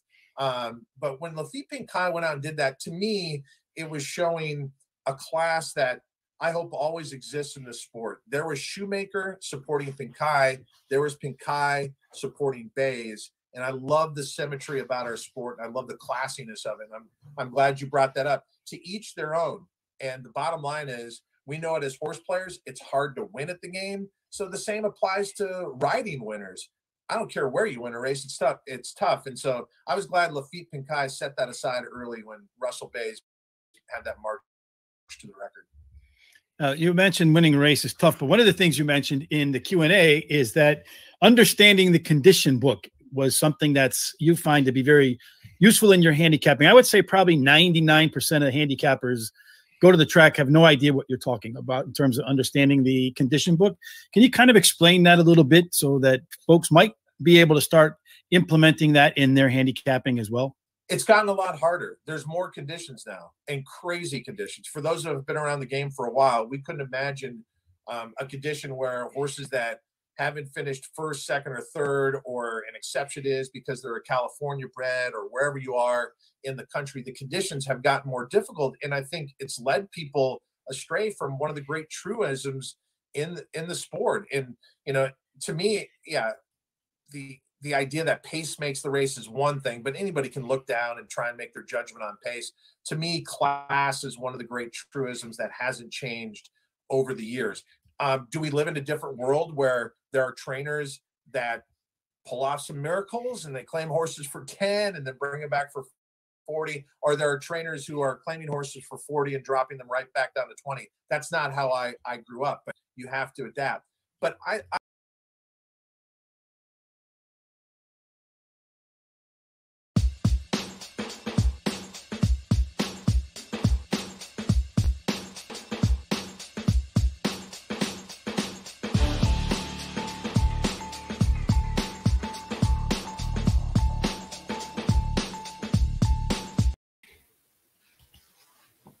Terry, you're back. Yeah, I am. I was shocked. My computer screen is messing with me today, so I'm a little bit like I was stunned myself. Race number 6 is the Matron Stakes. It's a grade 3 for $150,000 on the inner turf for 2-year-old fillies, Terry. And if there's anything we know about 2-year-olds is that they are highly unpredictable, right? That's true. They are. So 6 furlongs so far. They've had this race, I think, about 10 times at the distance and surface. And it's weird because either you want to be first at the quarter pole or you want to be fourth because they've won a combined 8, 4 apiece. As far as the post positions are concerned, it looks to me like you want to be either inside because the inside 3 have won 4 of 9. And all of the rest have been won by posts 7 and out. So inside horses, middle, get stuck in the middle. You know, what was that song? Here I am stuck in the middle with you from Bob Dylan or something like that. So yes, those horses must feel like that. They're stuck in the middle. And looking at the jockeys, Irad Ortiz having a pretty good start to the Belmont meet. And then Javier Castellano are the 2 jockeys that have done the best at the distance on this inner turf course, Terry. So let's take a look at what the early pace might look like. Mainstay could be the fastest. There's that outside draw for you, Terry. The 11, the 6, and the 3. So Mainstay making my move in Mystic Eyes. The alliteration of this particular class of horses should be on the front. On the way home, Galen a Rush, Bubble Rock, and Lady Dane should be a Daney, whatever. Should be some of the fastest late legs in the field. So we'll see how that plays out, Terry, in terms of which horses come home first. Let's take a look at the field. The number 1 horse, Poppy Flower, is out. So that means the club moves into the rail post. Last time out, the club actually broke its maiden at $100,000 at Saratoga. Christophe Clement does well with 2-year-olds. We saw him win with 1 earlier in the day. Yeah, this horse has run 2 seconds and a first, and the jockey wins 23% of the time with 2-year-olds, bringing them back. And, you know, it's got some decent workouts. They're about average. Well, you know, I would like to have seen the highest last race speed figure on that horse, but it did improve in its last start and ran its best speed figure. Mystic Eyes. Manny Franco, like Manny Franco on lead horses. This horse, Terry, has the top pedigree, and the last time out, one of a slew of horses that ran a speed figure that would be good enough usually to win at this level. Yeah, it runs really well. It loves to get on top and try to take the race all the way. Had a great workout on October 1st. Second best out of 21 was 47.3 for 4 furlongs on the turf. Number 4 is Lady Dene. I think that's what it looks like to me. Does have some of the fastest early fractions in this field from last time out. Was the heavy favorite last time out, probably around a little under 6 to 5, somewhere in there, and didn't manage to win. Does have a good workout since. Terry, can it rebound for Joe Sharp? I think so. I think the horses run a lot different at Kentucky Downs than they do at Saratoga. And, you know, Kentucky Downs came in really wide, 4 or 5 wide, and flattened out. But I think it's going to go back to the race before and do pretty well. Yeah, closed in that last race. So question is, do closing or fast horses win here? Dufense, I think, no, Dufrense, I don't know. Dufrense is inner turf course last time out. A little bit of action from the bettors. You see 3 consecutive speed figure increases here, Terry. Anything else that you see? No, not really. It actually won when it won. It won just by a neck. I really don't see much. The workouts are average again. So yes, but it is one of the, like I said, a slew of horses that if in most other fields, probably that pace figure is enough to win, but you got a lot of other horses that have a very similar type numbers. Number 6 is Making My Move, another one of those horses that topped the par for this number last time out and just absolutely crushed the field of 7. This made it look easy, and then has come back to put a couple nice practice or workouts on the paper. Yeah, and it you know, the breeding does suggest that she'll like the grass. She showed some good workouts on the grass, so I think she's gonna do fairly decent in this race. Number 7 is Bubble Rock. Won its last race with a big move at the end as well. Kind of powered away from the field. It was the 3 to 5 favorite. Terry, again, add this one to the list of horses that broke the par number for this level, and it improved greatly from race 1 to race 2. Does it do it in the 3rd race? Yeah, I think it's going to keep improving. It's got Irad Ortiz in the saddle, and Brad Cox trains this horse. Yeah, and I love that. Well, the last workout was good, and the one before was fantastic. So, yeah, I think this is going to do really well. Number 8 is Chi-Town Lady, and she is not racing. Number 9 is High Arabian. Horse is making its first start after a little bit of a layoff. Tried its luck the first couple of times at Colonial Downs. Heads on over to Belmont at 50 to 1 morning line odds. Any chance? Well, maybe. It has a pretty good bullet workout on September 29th at Monmouth, 101.4, and it has been in the money 2 out of 2 times. So you never know. Never can tell. That's why they run him. Ben Bang, Terry. Last time out, ooh, bad. Time before that on the slop, ooh, easy win. A lot of times that muddy track can be an indication of a horse that might like the grass too.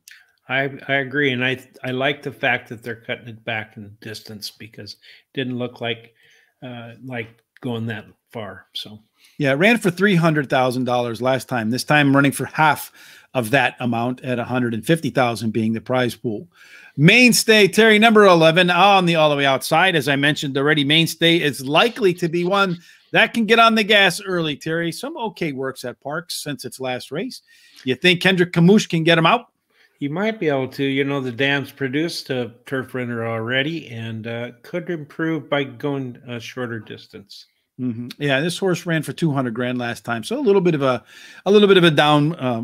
downward push in purse money, but not a lot. Gal in a Rush, nice race last time at Belmont. Terry at a mile, ran a nice little closing effort there. Maybe the second time off a layoff, the horse improves, and both times bettors put a little bit of money behind this horse.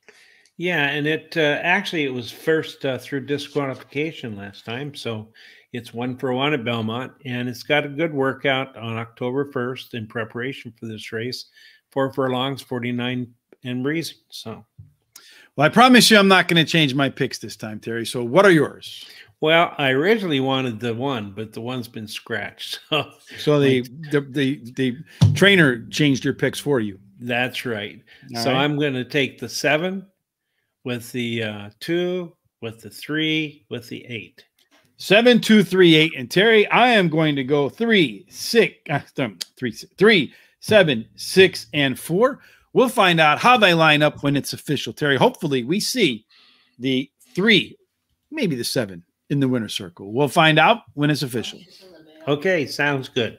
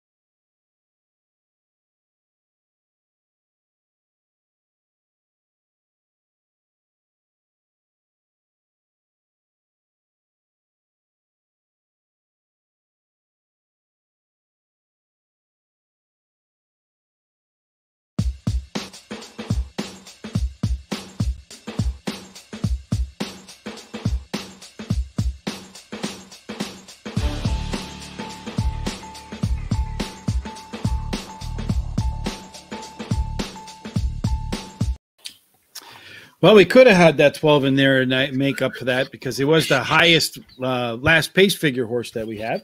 Yeah. Nice run by the 7. The 3 kind of wiggled a little bit in the lane and messed them up a little bit, I think. But nonetheless, it was a pretty nice competitive race there. The chalk did come through and win. Yep. That 12 ran a great race, too. 29-1. Yeah, closed really fast. Yeah, if you remember correctly, when we put up the numbers there, the 12 horse Gallon of Rush was the strongest closer. So we should have maybe thought about adding that one in there to our exactas and trifectas. Would have made for a nice trifecta payout. That's probably for sure. Oh, absolutely. It was $79 on the trifecta and $40 on the exacta. So not bad. Well, unfortunately, neither one of us had that horse, Terry. So, but you had the winner. I think 2 consecutive races now. So you're going to be going for a hat trick on the next race, Terry, which is 1.5 miles on the main track. That's on the main turf course. They don't run very many like that, so there's really not going to be a lot of what they did in the past type analysis. But we will have the pace projections to see if maybe there's a long shot in there that might be coming late or get out of the gates pretty early. We'll find out what we think. 10 minutes to post. In the meantime, we hope you enjoy the rest of our interview with Todd Schrupp from TVG. See you 10 minutes to post. Okay, see you then.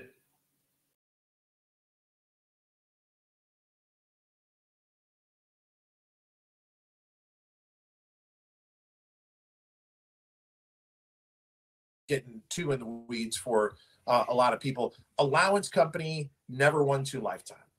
To me, when you look at that race, they've all got 1 win.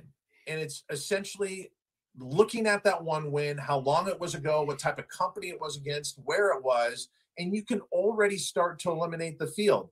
When I first got into handicapping the races, I had a friend who had the key in the daily racing form, and we talked on the phone, an actual phone in the wall, and we went through the key and I learned how to read the racing form. After that, okay, well, how do I apply being able to read the racing form? What are the different handicapping angles? So there were 2 authors, Steve Davidowitz, who was in the press box at Canterbury Downs where I first started working, because he wrote for the Minneapolis Star Tribune, and he did something we don't see anymore. You get the $1,000 bankroll at the beginning of the meet and you see what you can do with it. And Steve was down to $200 into the final week of the Canterbury meet, and then he ran it up to 2,000. It was basically, if this horse wins, then take everything that you had to win on it, bet it to show. If that show bet comes in, then you bet this horse. It was just a masterclass.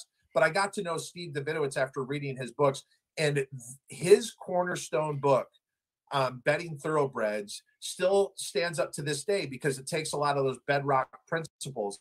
And then the other one was Andy Beyer. And with Andy Beyer, I made my own speed figures. So before the Racing Times existed, which a lot of people don't even know about to this day, but the Racing Times was the first publication to put Beyer speed figures in it. And when they did, I started to realize there's a real shortcoming to those figures because they hadn't adjusted the turf figures and how it related to the dirt. And so you get turf races where the horse had a 0 rating, and it just but I realized the shortcomings in how speed figures are only one part of it. So to me, you have to have some bedrock principles that stay with you, that stand the test of time. And one of the truisms is class on the grass, class as it relates to the conditions of a race.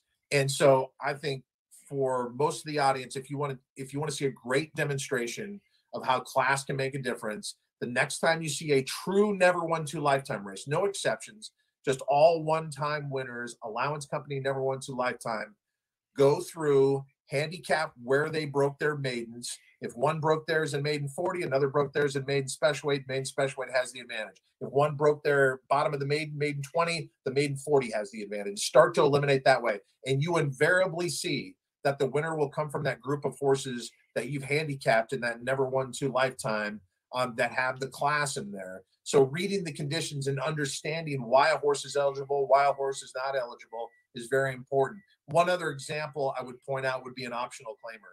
If you have an optional claimer for 40,000 or whatever the price might be, a horse that already got by that condition so often gets to run again if they're offered up for the claiming price. And invariably that horse will come back and win again. So I believe very much in class and reading the conditions. Sounds good. Looks like we lost Terry now. There he is. Terry's back. Hey, Terry, how are you? You must have pressed the wrong button. All right, so let's get into a little bit of handicapping. You guys ready to take a look at some of the races at Santa Anita this Saturday? Sure. All right, fantastic. So I think the first race we're going to do is I got to scroll myself here, is the Rodeo Drive Stakes. That's where Todd probably does all his shopping. No, I'm on Rodeo Drive. Me too. Maybe that is Rodeo Drive. I don't know. I'm just guessing. This is 1.25 miles down the turf. It's that downhill course. Now, did they stop these downhill races for a little bit and bring them back? Is that right? They did. It was that period where, unfortunately, we had a lot of breakdowns in Santa Anita, and it was kind of an easy target, to be honest with you. Look, I'm not going to question everything that the management team did. They navigated us through a very difficult time in Southern California. And I think you look at the end result now, the fact that they brought back the downhill races. So opening day on Friday, they're going to have the Eddie D, which is a true down the hill race, about 6.5 furlongs. Those races, to me, always separated Santa Anita from other racetracks. I'm so glad they're back. And so with the 1.25 miles, as you astutely point out, they do kind of start on the down the hill portion of the course. But the true down the hill races, about 6.5, are going to be back at this meet. Oh, that'd be fun. So is it still like the old Los Angeles Raiders or the Oakland Raiders, where they went like in the outfield just out of nowhere? There was just a big patch of dirt. Yeah, they had the crossover there. That's right. Yeah, you remember the Raiders used to play on a field like that. I remember teams would wait for the quarter to end to kick a field goal. Yeah, with these billion-dollar stadiums, they don't have to deal with that anymore. I miss the charm of that running over the pitcher's mound. Absolutely. So race 9, 1.25 downhill. Any kind of from your experience at the track there, Todd, any kind of bias? Does the inside have an advantage, the outside with that kind of weird quick turn? No, I think more at Del Mar with those 1.1 mile races, it's very sharp because they go out of the chute. Here they have some time to work themselves out. So I don't really see any type of particular advantage getting to the lead, coming from way out of it, especially at 1.25 miles. I don't think that's going to play a factor in this race. I would say, as you look at this race, and we'll be talking about the John Henry later on in race number 11, there are horses, just like other circuits, like in New York, where the Saratoga form stays at Saratoga. The Del Mar form, in some cases, stays at Del Mar. The one thing about this group in the Rodeo Drive, I know everyone likes to say, oh, our group in this division is not particularly strong in the circuit. But when it comes to distaff turf in California, they take turns beating each other. And I look at a horse like Neige Blanche. She was a horse that was not even that great on the East Coast. In fact, she got beat by one of the horses that she's facing in here, Magic Attitude, before she came. They faced each other in the Belmont Oaks Invitational. Magic Attitude now comes out to California. But look at how Neige Blanche has done pretty well since coming to California. It just speaks to the bottom line is there's a lot of depth in the turf racing on the East Coast, and particularly in the distaff turf division. The California group is not great. I think the fact that Luck came in from South America and dominated her first start, just being a new face is a huge advantage out here. So to me, this race was a scramble going into it for sure. So who do you like? Going to Vegas is a horse that I didn't think I'd say that, but she's so good right now. And going to Vegas, not only her efforts down at Del Mar, but she was good when they left and were at Santa Anita. She had a great effort in the Santa Ana, and then she got sent to the sidelines for just a couple of months. But she can handle both turf courses, and her last 2 races have been so good that she's been very tractable. I think Magic Attitude, obviously coming in from the East Coast, I kind of preluded there. If John Velasquez rode out here in Southern California, seems like he'd be 57%. The fact that he's out here with a horse like Magic Attitude, and I think a lot of trainer Arnaud de la Cour, especially this horse off of Freshing, hasn't raced since July 17th in the Grade 1 Diana. The fact is, those are just better horses that Magic Attitude has been facing. Doesn't matter how much she's been beaten by. She's just facing a weaker group. The only question to me is Luck. I mean, she was brilliant in her first start here in the United States, but she was just a so-so horse in South America. I don't know if she regresses, if she moves forward. If she moves forward off that race, then she's great. I mean, Luck is the horse.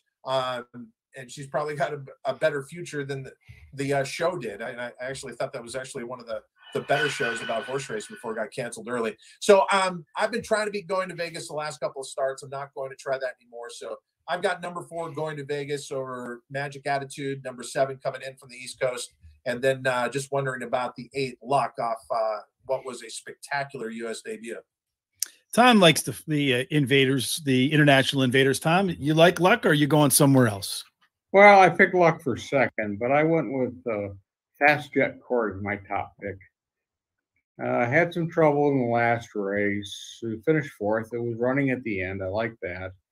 Prior to racing in the U.S., it's had 6 wins down in Brazil, various levels, including in facing the males. Its last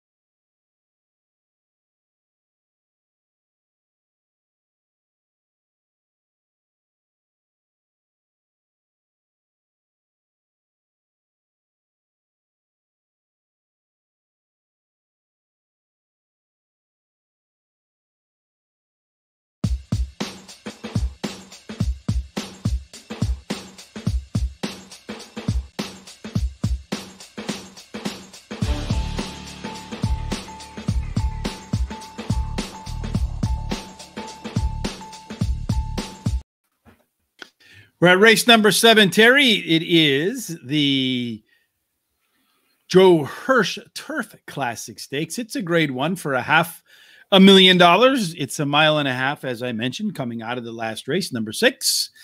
And they don't really run a whole lot at a mile and a half. So there's really not a lot of back data for us to kind of examine to see what kind of horse may or may not like going all that far. But what we can examine is what the horses have done so far and what they do in terms of out of the gate and on the way home. So out of the gate, Channel Maker is probably going to be your fastest horse. Rock Emperor will be maybe the co-pilot in this matchup. Serve the King, Cross Border, all these horses kind of line up in order right behind. On the way home, the 2-horse Arklow, and then you have the 3 Gufo and the 5-horse Cross Border. Those 3 will probably be coming the hardest in this marathon of a horse race, a mile and a half on the turf. Terry, let's take a look at the field and see which horses we might think have the best chance to go ahead and find their way into the winner's circle. So number 1, Terry, I saw them doing a little bit of maintenance on the 1 horse in the video stream, so I'm not quite sure what they were up to with him. But the horse he won his last race at Saratoga. Chad Brown, the trainer, he usually does pretty well the next time out with a horse who just won. Yeah, and he actually 27% of the time he wins when he brings when his horse won the last race and he brings it back to run again. He actually has a decent workout on October 3rd of 7th out of 38, 49 breezing. Yes, and Irad Ortiz in the irons too. This is one horse of many. It seems like a lot of these horses are in improving form. Serve the King had 3 consecutive speed figure increases before he went on the shelf, so we'll see if he can retain that form coming off the bench. Number 2 is Arklow, maybe getting a little old there, Terry, but was the favorite last time out and missed just by a neck. Another horse that had 3 consecutive speed figure increases. So let's see if he can do it 4 in a row. Yeah, and he should have won that last race. He had to steady in mid-stretch pretty severely. So he likes a mile and a half. He's won 5 out of 14 and been the money 9 times out of 14. He's a really good distance runner.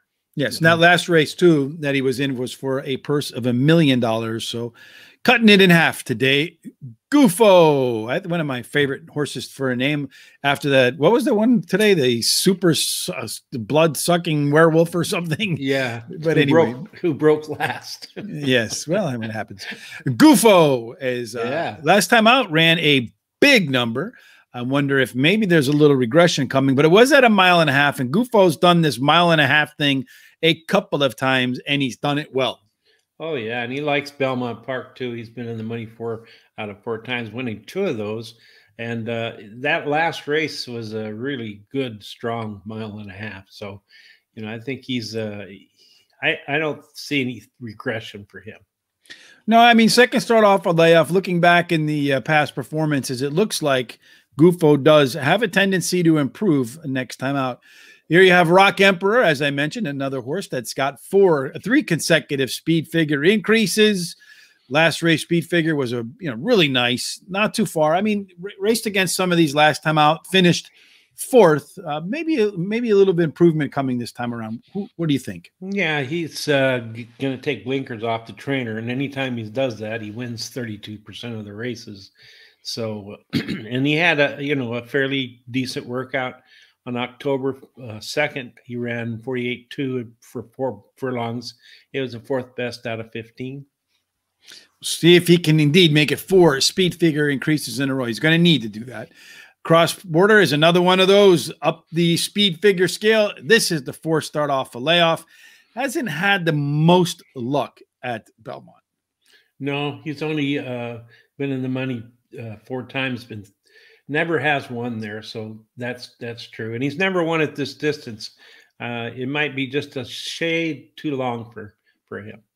Yeah, the funny thing is, though, even though he hasn't won there, relative to a lot of the other horses in this field, Terry, he must have been facing some stiff quality company in big races, because that speed figure or pace figure, the top pace figure for him at Belmont, I think is the 2nd best in this field. Yeah. Maybe a 3rd. Number 6 is Channel Maker, Terry. This is a horse that's probably going to be up on the front, as we mentioned. He gets loose on the lead, can be dangerous, but if he's pressured, tends to fade a little bit, Terry. What do you see? He does. He needs to have an easy goal to take this all the way. He has won 4 out of 12 at 1.5 miles. But I think that trip overseas to do the sword dancer, I'm sorry, into Dubai, kind of took a lot out of this horse. So. Yeah, it seems like it's trying to get itself back into form, but we'll see if it can get it done. Japan, last time out, just missed against the Gufo. This is its second start in the United States. When you look back at its record on a firm course or a good surface, because they usually don't rank too many of them good over there in Europe, but when you look at those good footings, he tends to race as well as the footing. The better the footing, the better the race is probably what I'm probably trying to say. Yeah, and he was pretty unlucky not to get up past Gufo. He had to alter the forepole in my 8th mile. And he also has the top pedigree in the field, Terry. So that wraps up the 10,000 foot view at every single horse here, Terry. Who do you like and how do you like them? Well, I actually think that Japan's going to win this one, number 7. And then I like number 3, then number 2 with the number 5. Terry's going 7, 3, 2, 5. Terry's going for the hat trick, 3 winners in a row. Rich is going to go with Gufo. He's got a perfect record at the 1.5 mile distance. Then I'm going to follow it up with the Japan horse. I'm going 3, 7, 4, and 2. Of course, we'll find out how they line up when it goes official. Good luck with your bets, everybody, and hope to see Gufo or Japan in the winner's circle.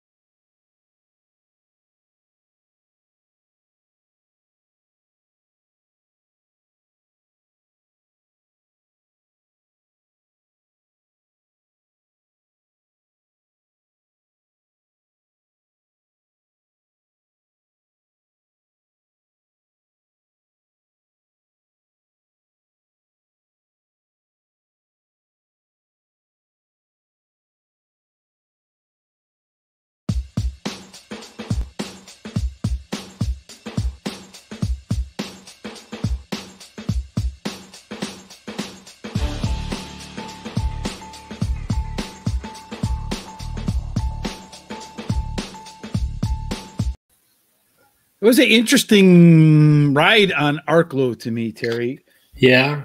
I was not expecting the jockey to take him close to the front because he did have some of the best leg pace figures in the field. I expected him to be in the back with Gufo, and Japan was probably a little bit closer to the pace than I expected too. Yeah. Kind of surprised Gufo didn't have enough to hold off the one. It would have been nice because it would have been an exacta for me, but with the $30 horse in my as my third pick. But unfortunately, you know, it's one of those days where when you get something right that pays right, something screws up for you in the middle. That's true, yeah. And actually, Japan had a rough ride there. I think that he should have kept him a little further on the outside. He tried to go inside and then tried to come over a little bit. He just didn't have a very good run at all. So no, I was really kind of surprised Gufo didn't have the legs at the end. I could tell the four had more energy coming into the stretch than Gufo did. Yeah, you could just see he was ready to go. I knew when they came out of that turn, the four horse was going to win. I was just kind of hoping that maybe some of the other horses can hang on behind that I had in my four to get a nice trifecta out of it. But nonetheless, I'll be happy that I had a 50, the third longest shot as my third pick, and he came home. So let's see if maybe we can string some long shots together, Terry, with the other horses. I mean, that's the purpose, right? The name of the game. That's it. Yep. Let's see. Unless you're doing Dutch betting and you're just winning and you're playing, whatever you need to put across your 3 or 4 favorite horses to win. And then if any of them come home, that turns a profit. So something you might want to look up over on Horse Racing Radar. We've got a beginners or definitions page, and we do talk a little bit about how to Dutch bet on the, if you want to win. It's a good way if you can maybe narrow the field down to 3 or 4 horses based upon their odds. You put it in the calculator, tells you how much to put on each horse depending on your bankroll. And then if one of those horses were to win, you'd end up turning a profit. So it's you're not going to get like huge winnings, but a positive ROI is what you're looking for. That's right. So the next race on the card is race number, what was that? Race number 6, race number 7. Race 8 is the next. Race number 8. Yeah. All right, so another 6 furlong inner turf race, Terry. We're done with the stakes races at Belmont Park. So we'll come back and talk about what a 6 furlong on the inner turf winner looks like. If you remember, Terry, your 7 horse, I think, won that.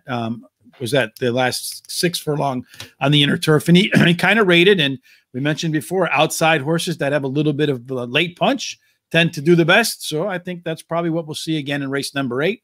We'll find out how we like them and the way we like them.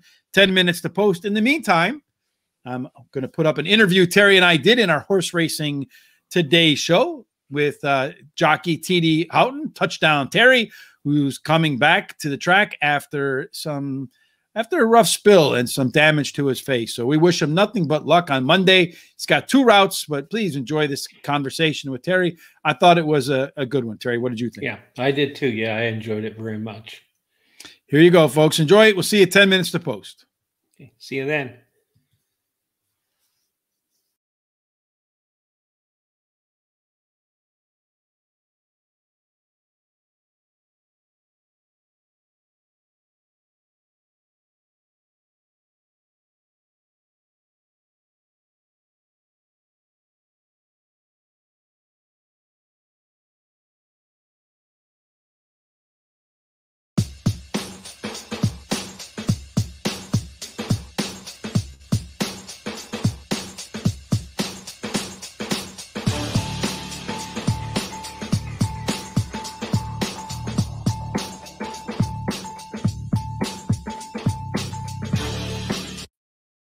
Hi, Terry. Today we're going to get started right away with news. TD Terry Houghton is back to the track through a long road from recovery from his we had a spill last time he was on a horse. And guess what, Terry? What's that? It's almost like a coincidence or something. Look who wants to join us today. It is TD Terry Houghton. How are you today, Terry? I'm doing good, thank you. Hi, Terry. Hello, Terry. Most of the time on Mondays, folks aren't looking forward to go back to work. That's a little bit different for you, isn't it? Yeah, no, it's good. I mean, it's been a while, and then too, like, after the accident and stuff like that, with all the fractures to my face and everything like that. And with all the nerve endings in my face and stuff like that, my face was like real sensitive and the bones were taking a long time to heal. I broke my leg also and tore the MCL, but that was all healed and ready to go. But I still wasn't able to do anything because of my face. So Monday you get back to the track. You got 2 mounts, right? Yes, 2 mounts. Yeah. So that's a Monday like any other Monday for a while, huh? Yeah. For me, yeah. So the last time you rode, the horse in front of you fell. Your horse tried to jump over it. That's the last thing you remember, right? Yeah.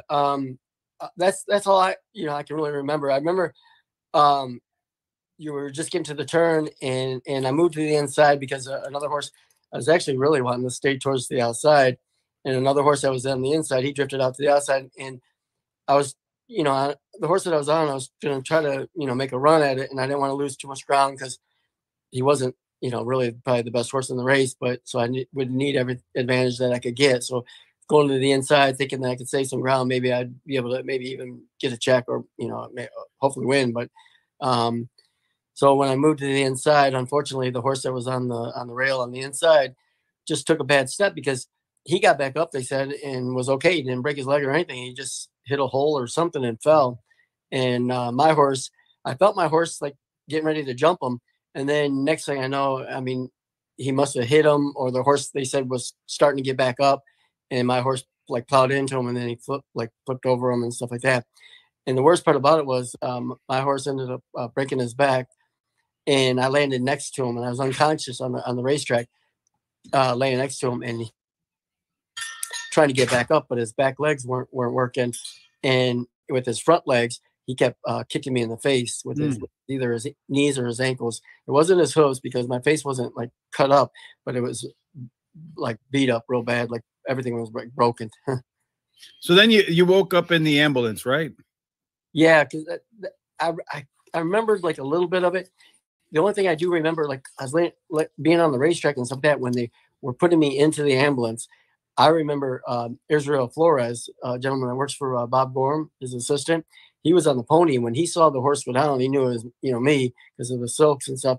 So he went riding over there. He was there right after the ambulance was already there.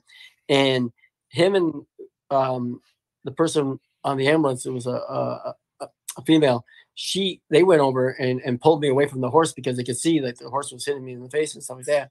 And after they did, I don't really remember that at all, but I remember being picked up by Israel and carried me into the ambulance.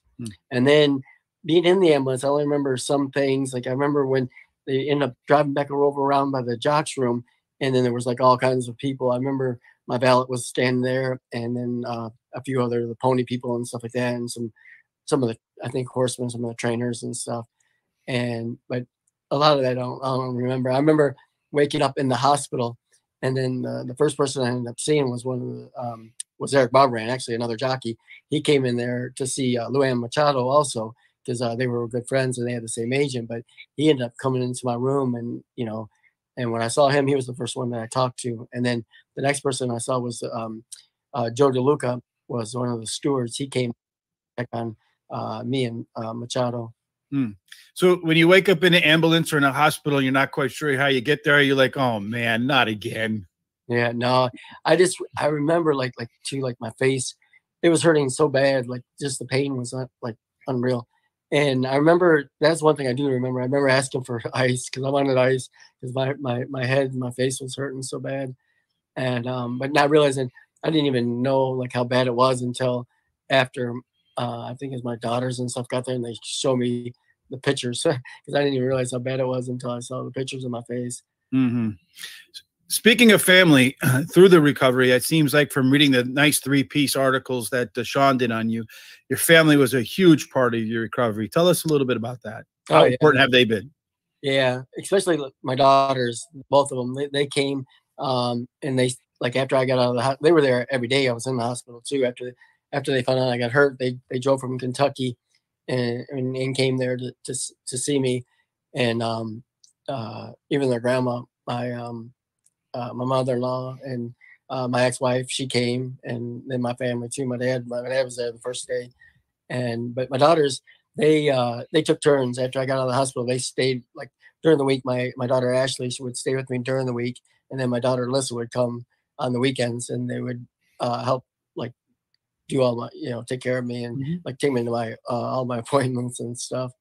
I couldn't walk or anything like that at that time. I mean, I could walk, but I had a walker to get around with, and then like it was difficult for me to do anything on my own. So it was nice having them there because they did everything for me, prepared all my meals and everything like that when I could eat.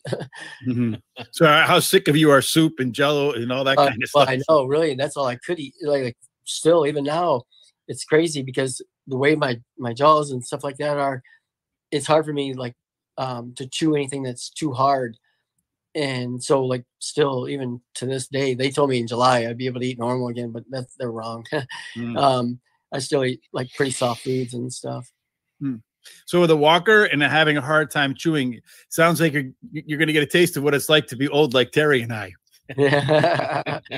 Yeah, for sure. So on Monday, you're back to the track.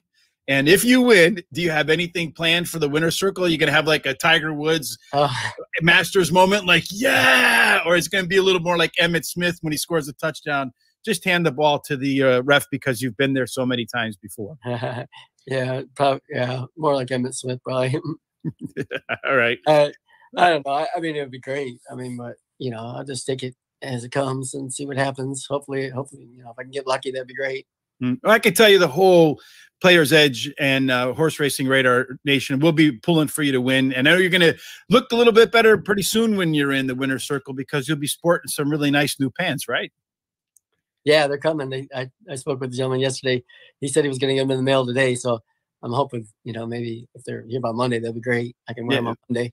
Well, we'll see you in the winner's circle for sure if you get them by Monday. One last thing before you go. Do you, like a lot of athletes, they visualize. Do you visualize yourself at the race before every race? And do you visualize yourself back in the winner's circle? Well, I'd love to win, but I mean, not so much, I try to like before each race and stuff like that, I try to, role play kind of somewhat and try to visualize like how the race could set up and stuff like that after, looking at the race and the horses that are running and stuff and their style of race, running and stuff, and see where I'm going to try to position myself and everything like that. And then hopefully when, looking at it and stuff like that, when my horse makes a run and stuff, I got clear sailing and you hit that tape first. Well, that's what we certainly appreciate, certainly hope for, and we appreciate you coming today. I'm sure you got a full schedule as you get ready for Monday, Terry. We wish you nothing but the best of luck. And like Terry and I always say at the end of the show, Terry, where do we want to see him? In the winner's circle. Yeah, absolutely. That's right. All right, Terry, thanks for joining us again. Great. Good luck on Monday. We'll all be rooting for you. And of course, if we win, we'll like to have you back and talk about how that experience felt. Yeah, that'd be great. I hope so. Thank you. I appreciate it. Thank you. Have a great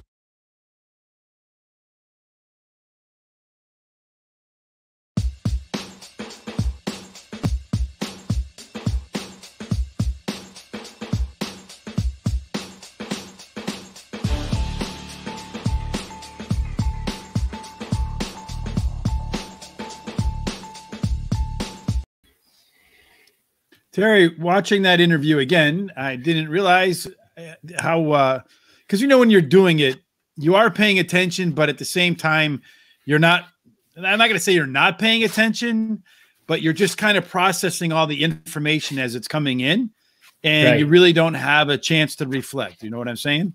Yes, that's true. And what I do a lot of times, I watch it like after we're done with it, maybe an hour later or maybe the next morning, and then I'll stop at different places to write things down or to think about things that have been said. So, yeah. So I was watching that interview with T.D. Houghton again, and I just thought, like I said, at the time, you're thinking about the next question, you're listening to what he's saying, you're trying to be responsive to what they're saying.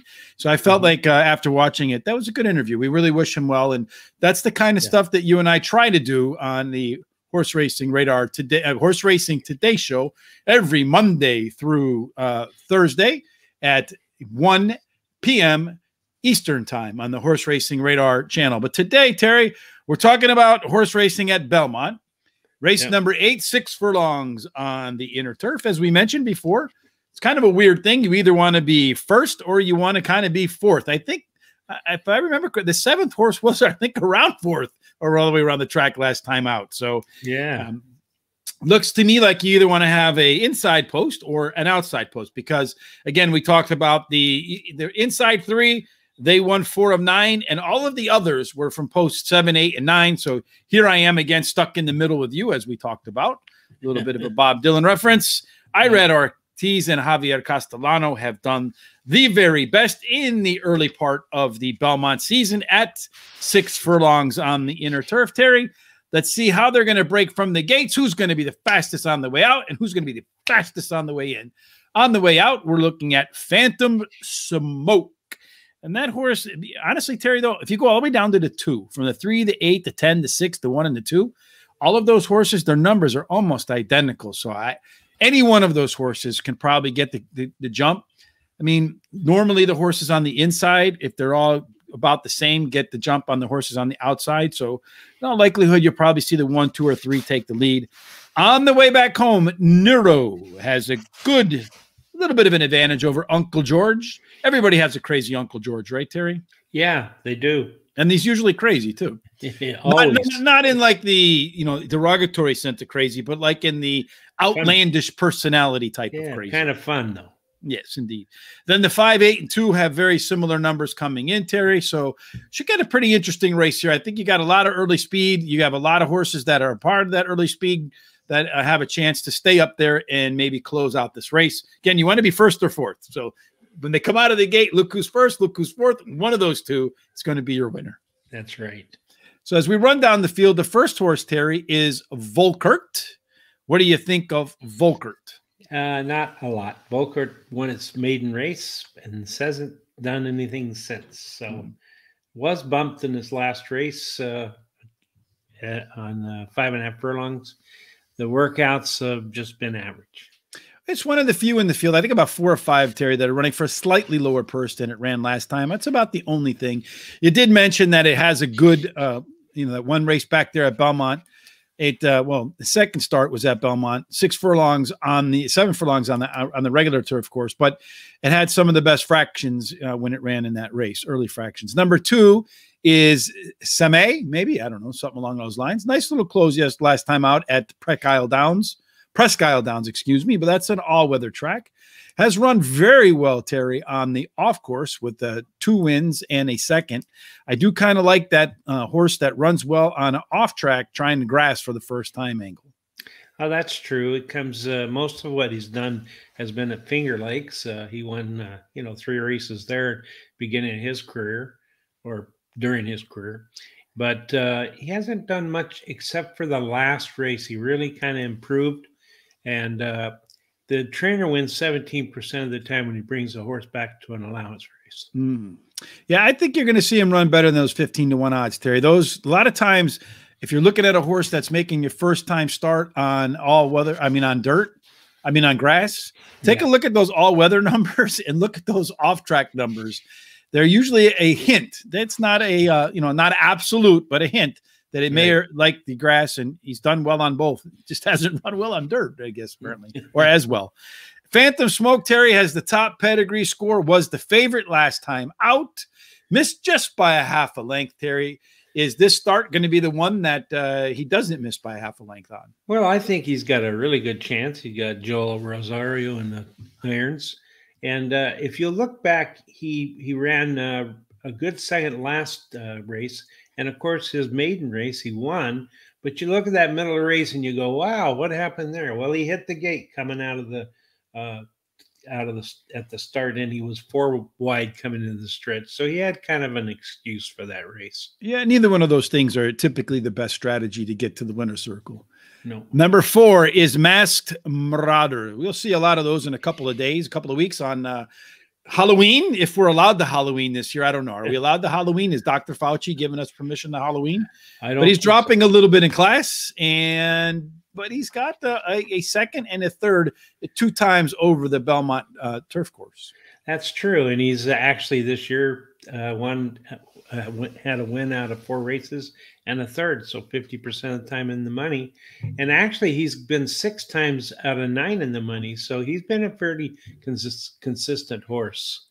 Yeah, I like when a horse is in the money often but doesn't win, because it's always, in the words of Denzel Washington, if you hang around the barbershop long enough, eventually you're going to get a haircut. Yeah. He's been hanging around the finish line. Eventually he's going to get there first. Yep. Our Troubadour, his horse has not run a good, last race was I didn't like that last race very much, Terry. What about you? No, I didn't either. And actually, it looks like it's been coming down. It's kind of going off form, I think.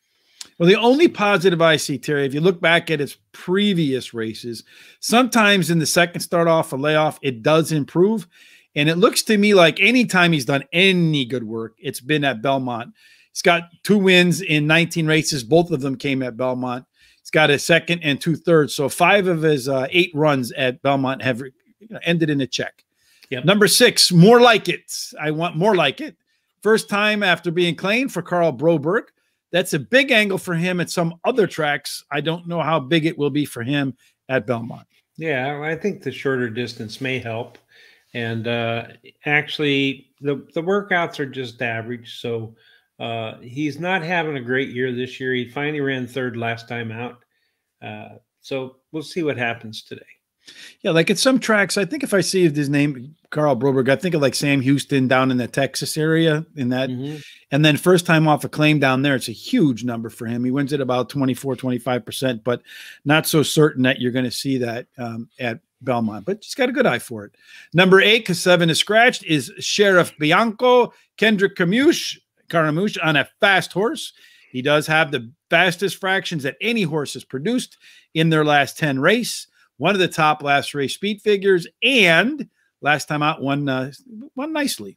He did, and he also has some good workouts. He has won 59.2 for 5 furlongs, best out of 3, and the one before that was 101.1, breezing, best out of 4. So yeah, I think this horse has a really good chance of winning. Number 9 is Uncle George. There he is, that crazy Uncle George. Only win he ever had was over at Belmont. First time gelded, which sometimes works. I know when we talked to Trevor McCarthy, he said he liked the second time gelded better. Yes, that's true. So, like you said, he's won 1 race out of 5 this year. Other than that, he hasn't done too much. We'll see what happens after being gelded.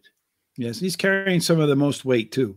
Number 10 is Brachmanov. He must be from Russia. I watched some movies about them. Those it was the Black Widow. My daughter was watching that and sat down on the couch and watched it with her. I think that was the agent's name. But in any case, this horse has run 3 times at Belmont with 2 seconds. Yeah, he actually has a lot of early speed. So we'll see how that goes. And he's got a change in jockey, Jose Lascano. So we'll see. He's a pretty darn good jockey. He is indeed. Yeah. Nero, this horse should be one of the, I have him pegged as the strongest closer late, ran the top last race speed figure. Terry, does he improve here or is he going to regress? No, I think he's going to improve. And as you said, he does close strong. If you look at most of his races, he closes very strong. He has a highest last speed rating, and he has the best turf speed among today's starters. All right, Terry, so how are you going to line them up? Let's see here.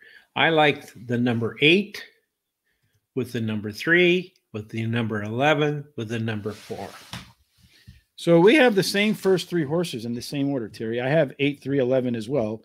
But I'm going to go with that number 2 horse off of that ability to run well on a dirt track that's a little bit heavy, and as well as the all-weather work that it did. That was pretty nice as well. So I'm going to go 8, 3, 11, 2. Terry's going to go 8, 3, 11. And what was your other horse again?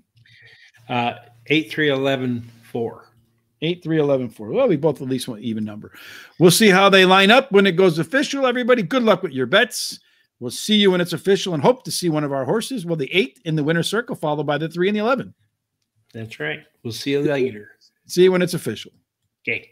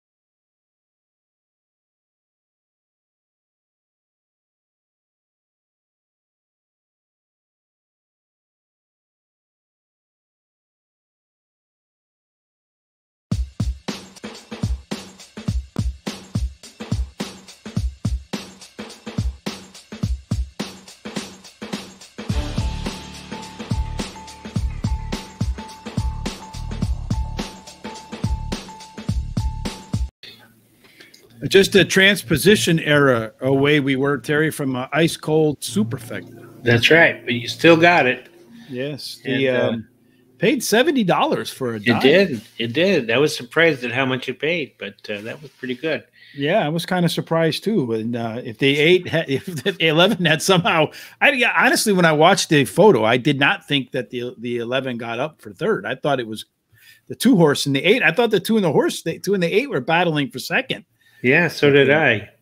I would have sworn the 11 ran fourth and not third. So yeah, I mean, if you had put me under oath, I would have said no. The 11, I'd be imprisoned right now like Scooter Libby for perjury. Yeah, and the exacta paid pretty good, $17. That's pretty good exacta. So yeah, considering that all the horses were like 5-2, right? Yeah. Probably because there really wasn't a clear favorite. There's probably a little bit of here and a little bit of there. So, yeah, that's an interesting angle to keep in mind on that 2 horse. That, you know, when a horse runs well on an off track, runs well on all weather, and he's making his first start on turf, and he's not really run that well recently. Yeah, a lot of times that horse will fire on the grass, and you'll end up getting 38-1 odds that'll take the 3 favorites over it in a superfecta for a dime and make it $70. Well, see, there you go. You've taught me a new angle. So something I never looked at before. Well, it's something to pay attention to, right, Terry? So where's your book? Write it down, my friend. That's right. That's something I've done for a while. So race number 9, I think we're on. I'm getting a little bit confused as we wear on in this day, but race number 9 coming up is a 1 mile and a 1/16, the distance we have not talked about yet. I think that one is on the main track. So we'll talk about the kind of horse that typically wins at a 1 mile and a 1/16 on the dirt track. It's just a 1-turn race. So you got that big, long backstretch, big sweeping turns, and then you kind of turn all the way into the finish line. So we'll see who's going to be the fastest early, who'll be the fastest late. And then Terry and I will make our picks and hope once again we can find a long shot. That's 2 races in a row that we've had a nice price. Unfortunately, we missed the exact and trifecta on the other one, but it's okay. We still had the winner. That's right. You can't win every one of them. No, you can't, unfortunately. Though that's the goal. Yeah, you want to, and you can win majority. If you can win majority, you're winning pretty good. Yeah, as long as you get the ROI where you need it to be. Yep. All right, Terry, we'll see you 10 minutes to post. We've burnt up all of our videos, so right now maybe go catch up on your favorite college football team or grab a bite to eat or drink. We'll be back 10 minutes to post. All right. See you then, Terry. See ya.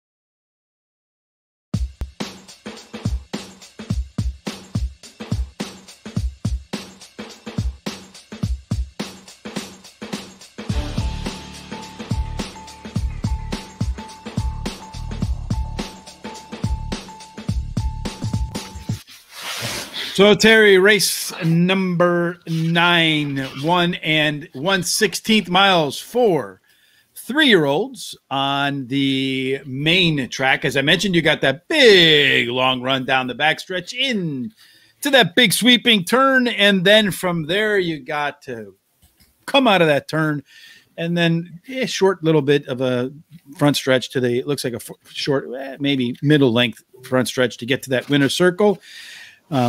So far, there have been, looks like about 7 races at the distance, Terry, maybe 8.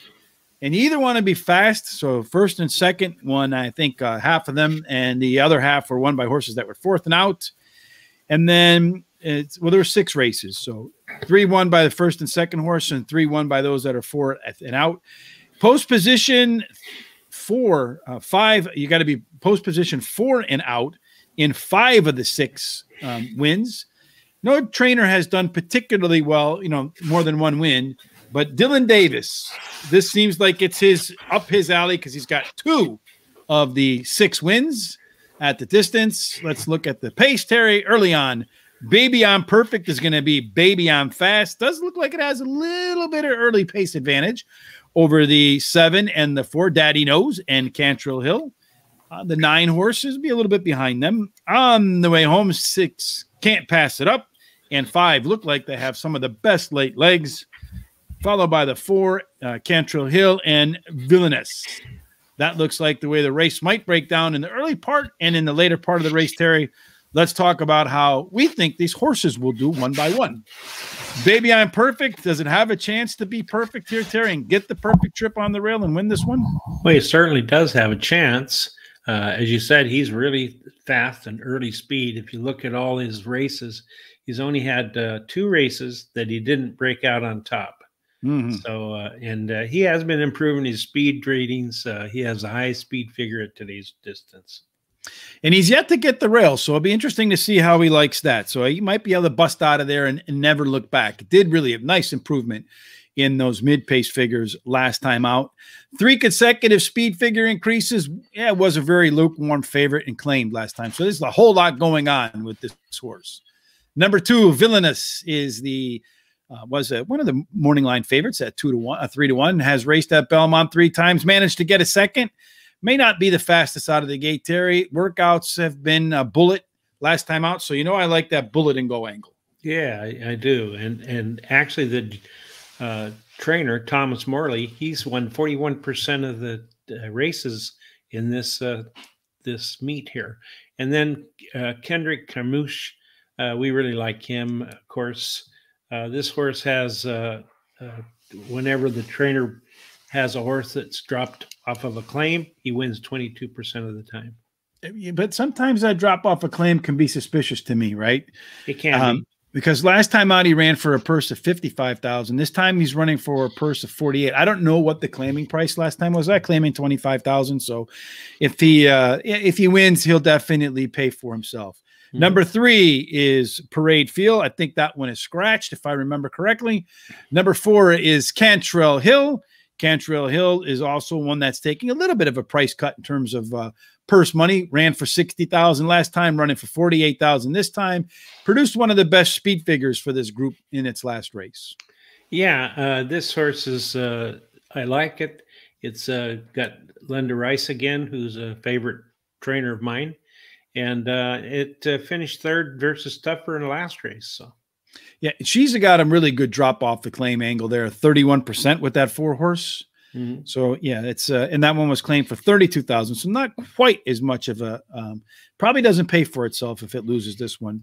Number 5 is Counter Offer, the only horse in the field to last time out run a speed figure that would be above par. Did that on Monmouth on a race that was supposed to be on grass, got moved to dirt. The dirt was fast, so getting the fast track here, getting the whip today, Terry. Maybe they should have put this one on dirt a long time ago. Yeah, I'm thinking the same thing. So I'm really interested to see how it does. Of course, like you said, won the last race at Monmouth really easy. And gets Manny Franco in the irons, who I think is a really good rider too. Yeah, I like Manny better when he's on the front too. So And Rob Otras on Claim Repeaters. I mean, a guy hitting that 38% on 32 races. So he's packing up the W's under that angle, folks. Yep. Number 6, can't pass it up, Terry. Guess what I'm going to do? Pass it up, just like me. Toss. Going to win now, folks. Yeah, that's right. Number 7, Daddy Knows. I mean, the only people that admit that name their horse is Daddy Knows. Otherwise, everybody else thinks otherwise, except for Blake. Blake thinks Sean knows everything, as do we. So Daddy Knows. Dylan Davis, as I mentioned, Terry, Dylan Davis has 2 wins at this distance. Nobody else has more than 1. Is Daddy Knows going to be Daddy Goes? Well, I don't know. He's been in the money 3 out of 7 times, winning 1 time this year, and he has some decent workouts. So not fantastic, but they're pretty good. Yeah, he's one that tends to perform better in the second start off a layoff too. So maybe you're going to see something out of this horse. This is a horse I remember, Grump's Little Tots. This name comes, I remember this name because it's kind of a different name, but 3rd time off a layoff, Terry. Looking back at the last 3rd time off a layoff, the horse regressed race to race to race. Seems like sometimes that 3rd race tires him out a little bit, Terry. What do you think about the 8 horse? Yeah, that could be. He's got the best dirt speed among today's starters. He tied with 1 other horse. And the jockey hasn't been doing, the trainer hadn't been doing really well here at this meet. No, well, only raced 3 times, so Natalia is due for a win. Yeah. Number 9 is a heavy roller. That's what we all aspire to be, right? Heavy rollers in the VIP room, just playing with $10,000 chips, baby. Is a heavy roller going to be one of horse that you got some good fractions in the past? Last time out, that was a monster race at Belmont. It was won just so easily, and it moves up in class from the last start. I like horses moving up in class, so. Well, it's interesting is he's kind of all or nothing horse at Belmont. Ran there 8 times, has 4 wins, and then a 3rd. So he's either going to be at the top of your ticket or he's going to kill your ticket, Terry. Yep. Speaking of tickets, what is your ticket going to be? What are your picks? Okay, I like the number 4 with the number 2, with the number 6, with the number 1. You know what's crazy, Terry? you got the same things? No, not even close. Oh, so you have the 4, 2, 1, and 6. I have the 9, 8, 7, and 5. So I think if you look at those, we have the 1, the 2. We don't have the 3 because it's scratched. We have the 4. We have the 5. Yep. We have the 6, 7, 8, and 9. I don't even know how that's possible in an 8-horse field, Terry, where we can have 4 completely different picks and not one of them overlaps. Wow, that's pretty. I think it's pretty cool. Well, to tell you the truth, it means one of us has the winner for sure. Absolutely. And I think it's going to be mine. Oh, of course, you always do. Baby, I'm perfect, Lolo, I said. So who's got the 1 horse? I got the 1 horse, Terry. It's going to be mine. All right, well, we'll see how they line up when it goes official. Hopefully, one of my 4 is in the winner's circle when it's final. All right. We'll find out in a minute and a half or so. See you then. Okay, see ya.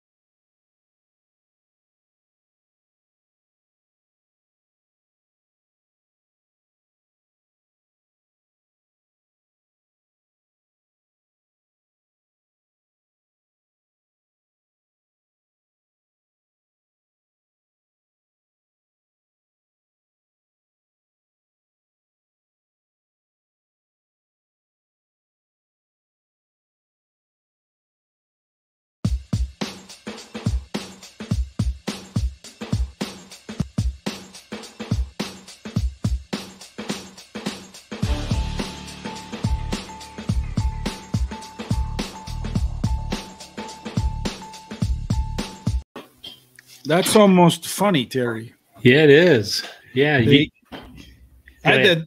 my top three go second, third, and fourth, and then your second horse beat me. Yeah.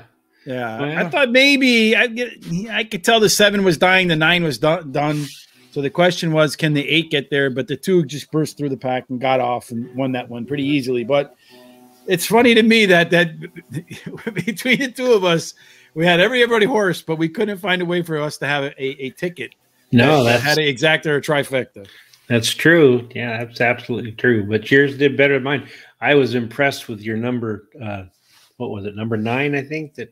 Number 9, 13-1. He ran a good race. Good race. Well, I mean, I've been flirting around with some long shots today. That 4 horse is a nice long shot. And then we had that other 2 horse come in third that looked like it finished. I mean, fourth that looked like it finished second in the photo, but some bad angle, I guess. In any case. So that wraps up that race, Terry. And we're going to move on to race number 10, which is the third race at 6 furlongs on the inner turf. I got some past horses in this race that have run in some stakes races before too. So it's a good quality race, although it's not a stakes race, Terry. It'd be interesting to see if we agree on anything in race number 10. Yeah, we'll have to see. A lot of times we agree on a lot, but then there are races where we disagree.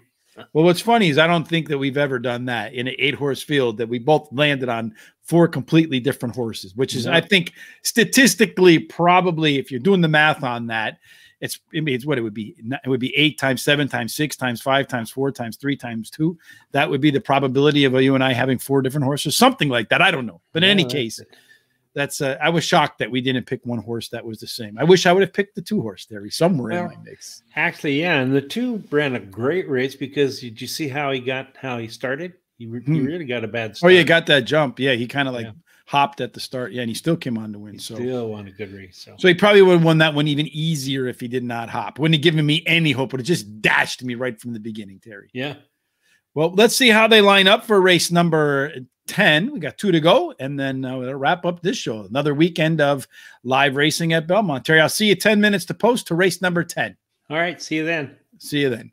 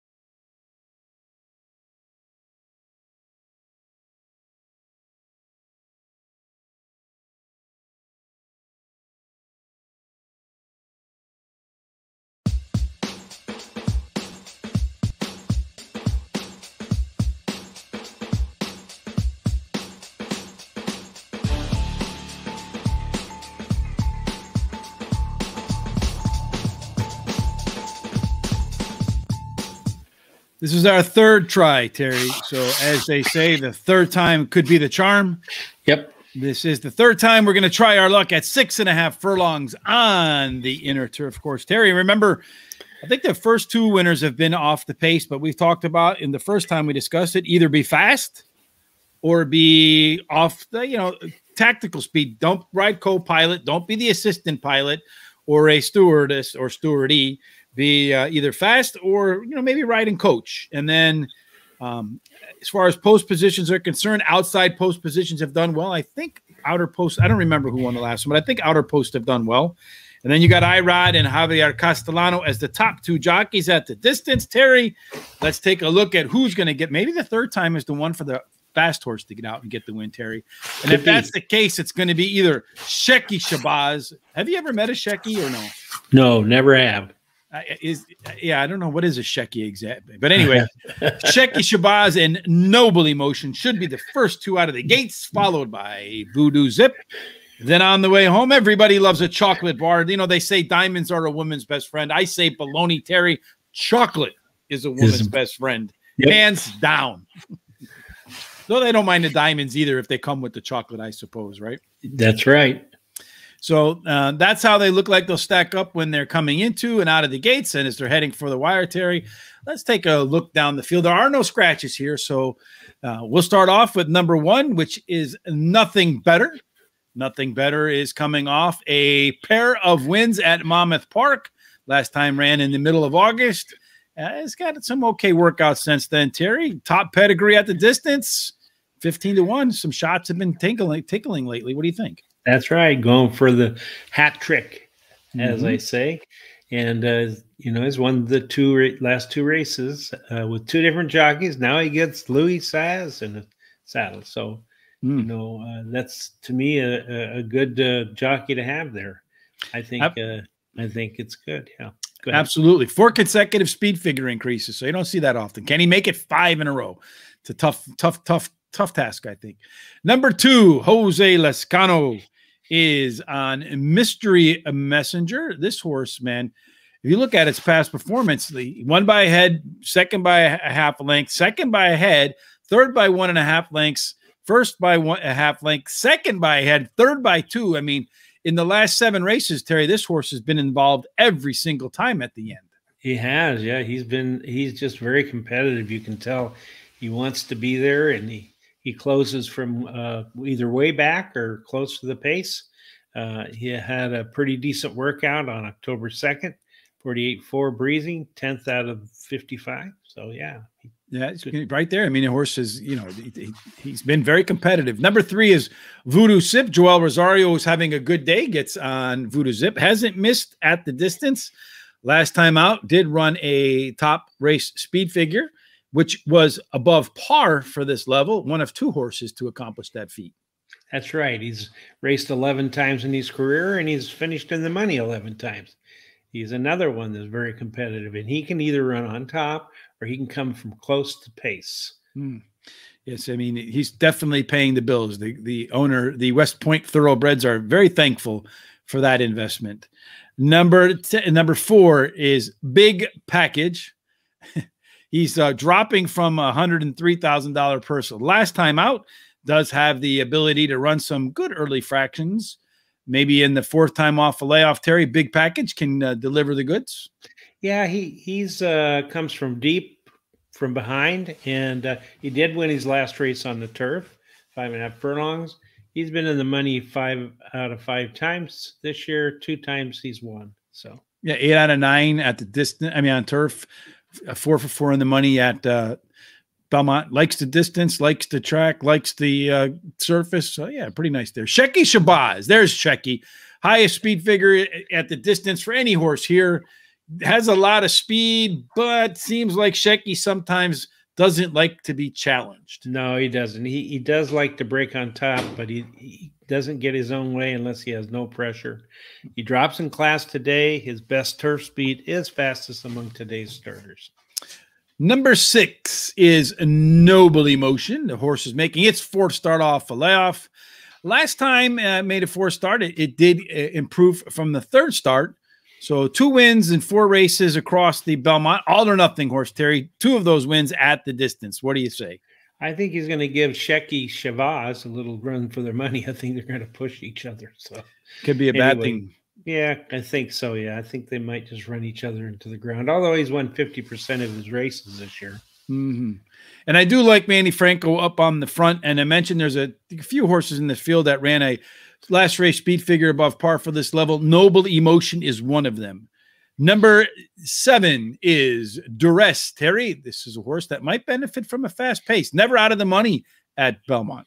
No, it really has liked that track. It's had a win in 3 seconds. It's a trainer going to an allowance race, wins 19% of the time. So, yeah, it has a good chance.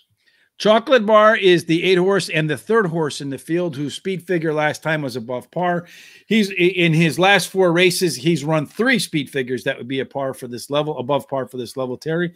So only got 2/3 in 2 races at Belmont. So maybe one, I mean, you look at his final position, like one that likes to be around at the end, but not necessarily claim the top prize. That's right. He loves running 3rd. He's run 3rd 4 times in a row. But the trainer wins 20% of the time when it goes from a strict sprint to a route and then back to a sprint. Yeah, so that's a pretty good level. Finally, number 9 is Artemis City Limits. Terry, the horse should be one that could benefit too from a late pace and has done well at Belmont with 2 wins in 2 races. Yeah, you know, Michael Maker is the trainer and Kendrick Kamush is the rider. And I think this race is set up perfectly for the 9 horse. So that means the 9 horse is your horse on top? That's what I'm saying. All right. So who comes behind him? I read you like a book, Terry. Like a Dr. Seuss book, my friend. Go ahead. I like number 3, Voodoo Zip. And then I like number 5, Shecky Shabazz. And then I like number 4, The Big Package. The Big Package. So Terry's going 9, 3, 5, and 4. Rich is going 6, 9, 3, and 4. So my 6 horses in there is going to give Shecky all they can handle. We'll see how they line up when it goes official, Terry. We'll see you then. All right. See ya. Good luck, everybody, and may we see your picks in the winner's circle for race number 10.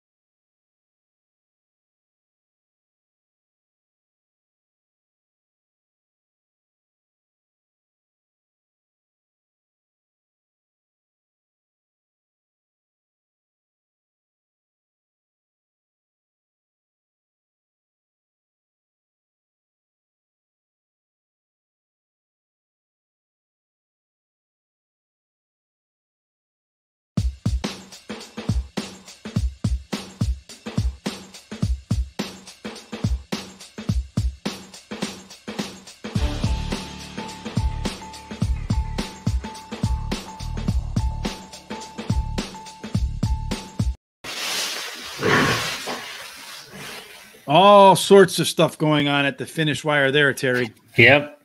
Looked like just about anybody could win that race at the end. The 3 poked his nose out, and then we both had the 3 and the 9. But I mean, everybody had the 3, so that's no big deal. But we both had the 9. You had them on top. But unfortunately, the 1 split them. That's right. And actually, the 9 had a little bit of a problem in the stretch. He started his run and had to move out a little bit and kind of stutter a little bit, and then came on again. I think if he had had a clean trip in that stretch, he would have won that race. Yeah, may have. I don't know. That 3 horse had a little bit of juice there at the end, though, too. The 6 horses wiggling all around, bumping off of people instead of trying to run a clean race. So I don't know what the hell he was thinking. And then, unfortunately, the big package, he did not deliver. He's like I was going to say like the post office, but they deliver. I can't put the post office workers down. They work hard. They're out there. Nor rain, nor sleet, nor rain, nor sleet, nor snow shall deter them. Right. That's right. And also, Shecky Shabazz was scratched after falling in the paddock. Yeah, really? Is he okay? I hope. I think he is. I think they said he was all right. So Shecky was sidelined. Yeah, it's just automatic in New York if they do something like that in the paddock. Yeah, scratch him. Just to make sure. I agree with that because you don't know if he hairline fractured something, and next thing you know, he runs and that hairline turns into a compound, and the horse is no longer with us. And that's not what this sport is all about. No, it's not. So, well, Terry, we're down to the last race. It's another mile and the 16th on the turf. It's the big full field of 12 horses. So it should be interesting. Hopefully we started the day, Terry, with a double, a trifecta and a superfecta. We had a real nice superfecta in the middle, a couple of winners, some nice long prices that we played that managed to get to the top. I had a difficult time maybe putting something underneath it. So we're going to bring this show. I have a feeling we're going to bring this show to a close, Terry, with a bang. Oh, I do too. I think it's going to work out really well for us. Well, we'll find out what we like and the way they might run for race number 11, 10 minutes to post. Terry, we'll see you then. All right. See you then.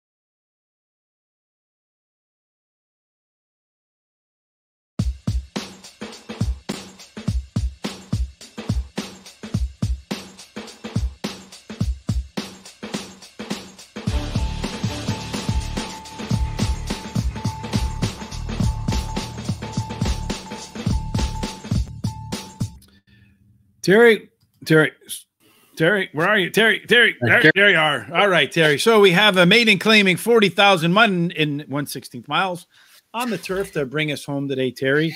Yep.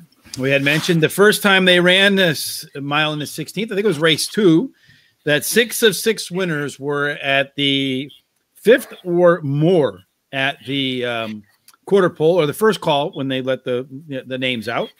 And then 4 of the 6 winners were posts number 6 and out. So it looked like we wanted a little bit of outside pace. Let's see who won that race number 2. Terry, do you remember? That was a while ago.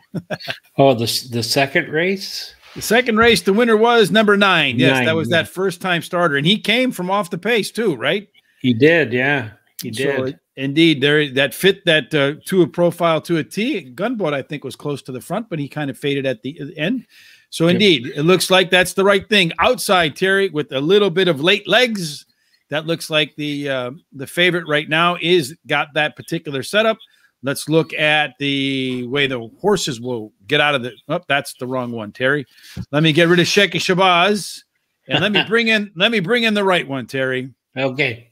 Yeah, you're working on all of these things, and you hope to get it right. So I don't know how to make this thing disappear now because I don't know how to make it disappear.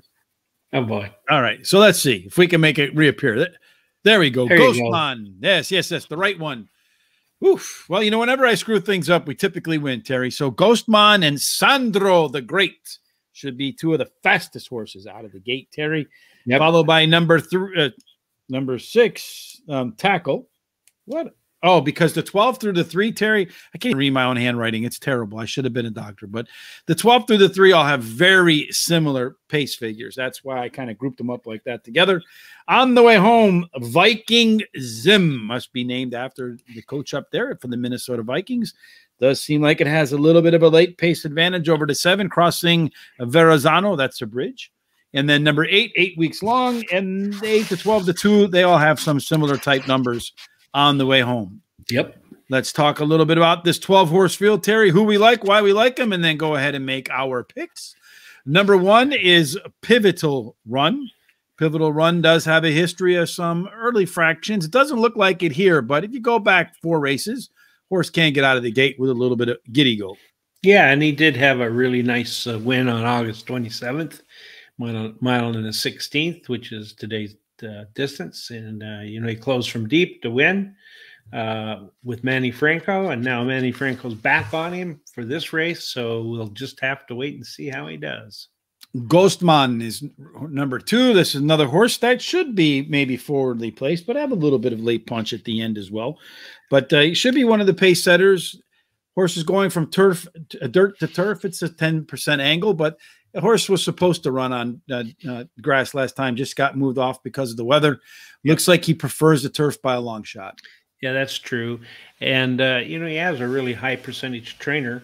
Rudy Rodriguez has won 21% during this meet. And he has, average workouts. So we'll see what happens. Brennan's War of 3 horses, one of the few horses in the field that's actually running for a lower purse. About half of them are. Last time out, ran for $50,000, running for $45,000 this time. Claimed. It's a first start for trainer Leah Giamatti. We'll go with that. She's hit at about 11%, so maybe 2 horses in 20 tries. Okay, yeah. Actually, that last race, he lacked room in the final 8th, and so I'm kind of going to throw that out. So he's ran pretty good the 2 races before at mile and the 16th. Number 4 horse is Bay Defense. The last couple of races, well, I think all 4 of them have been pretty poor. Yeah, the only positive thing is he's dropping in class, but it doesn't look like he's really wanting to run either on dirt or turf. Yeah, he's taking the day off. Sinan is the 5 horse, Jose Lescano and Christophe Clement.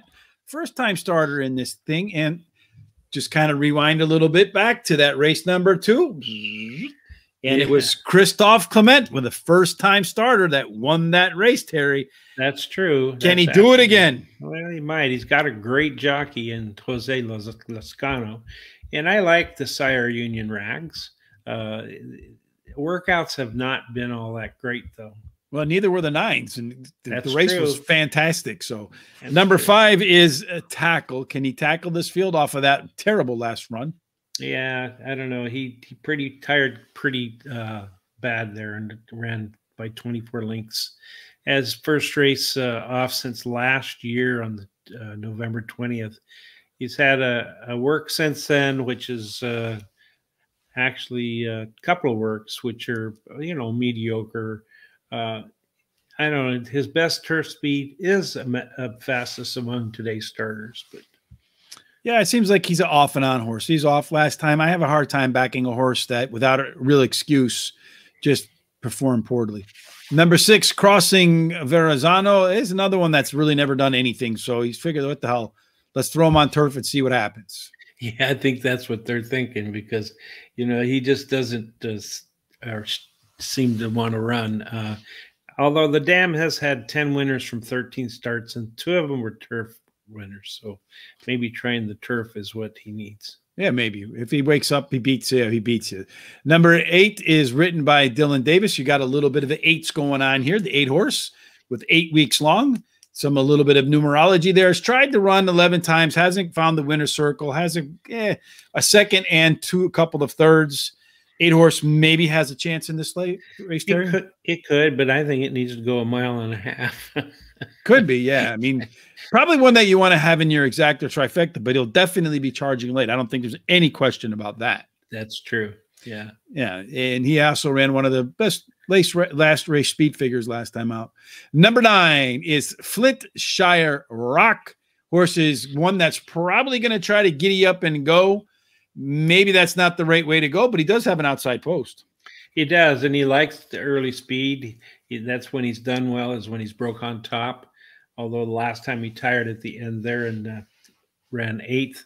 But he's got Kendrick Kamush in the irons, and we'll just have to wait and see. He's had mediocre workouts, but the thing he's got for me is number 9. Yeah. The 10 Viking Zim, Terry. This horse has been close. I mean, just knocking on that door. He's been one of the horses that's put together some of the top last race speed figures. The horse is coming right back off of its last run. I think the 10 horse probably has a good shot here. Yes, knocking at the door. And like I said, for the race before on the 9, I think this race is set up for this 10 horse. Number 11 is Wicked Karma from, he's got the Boston Karma.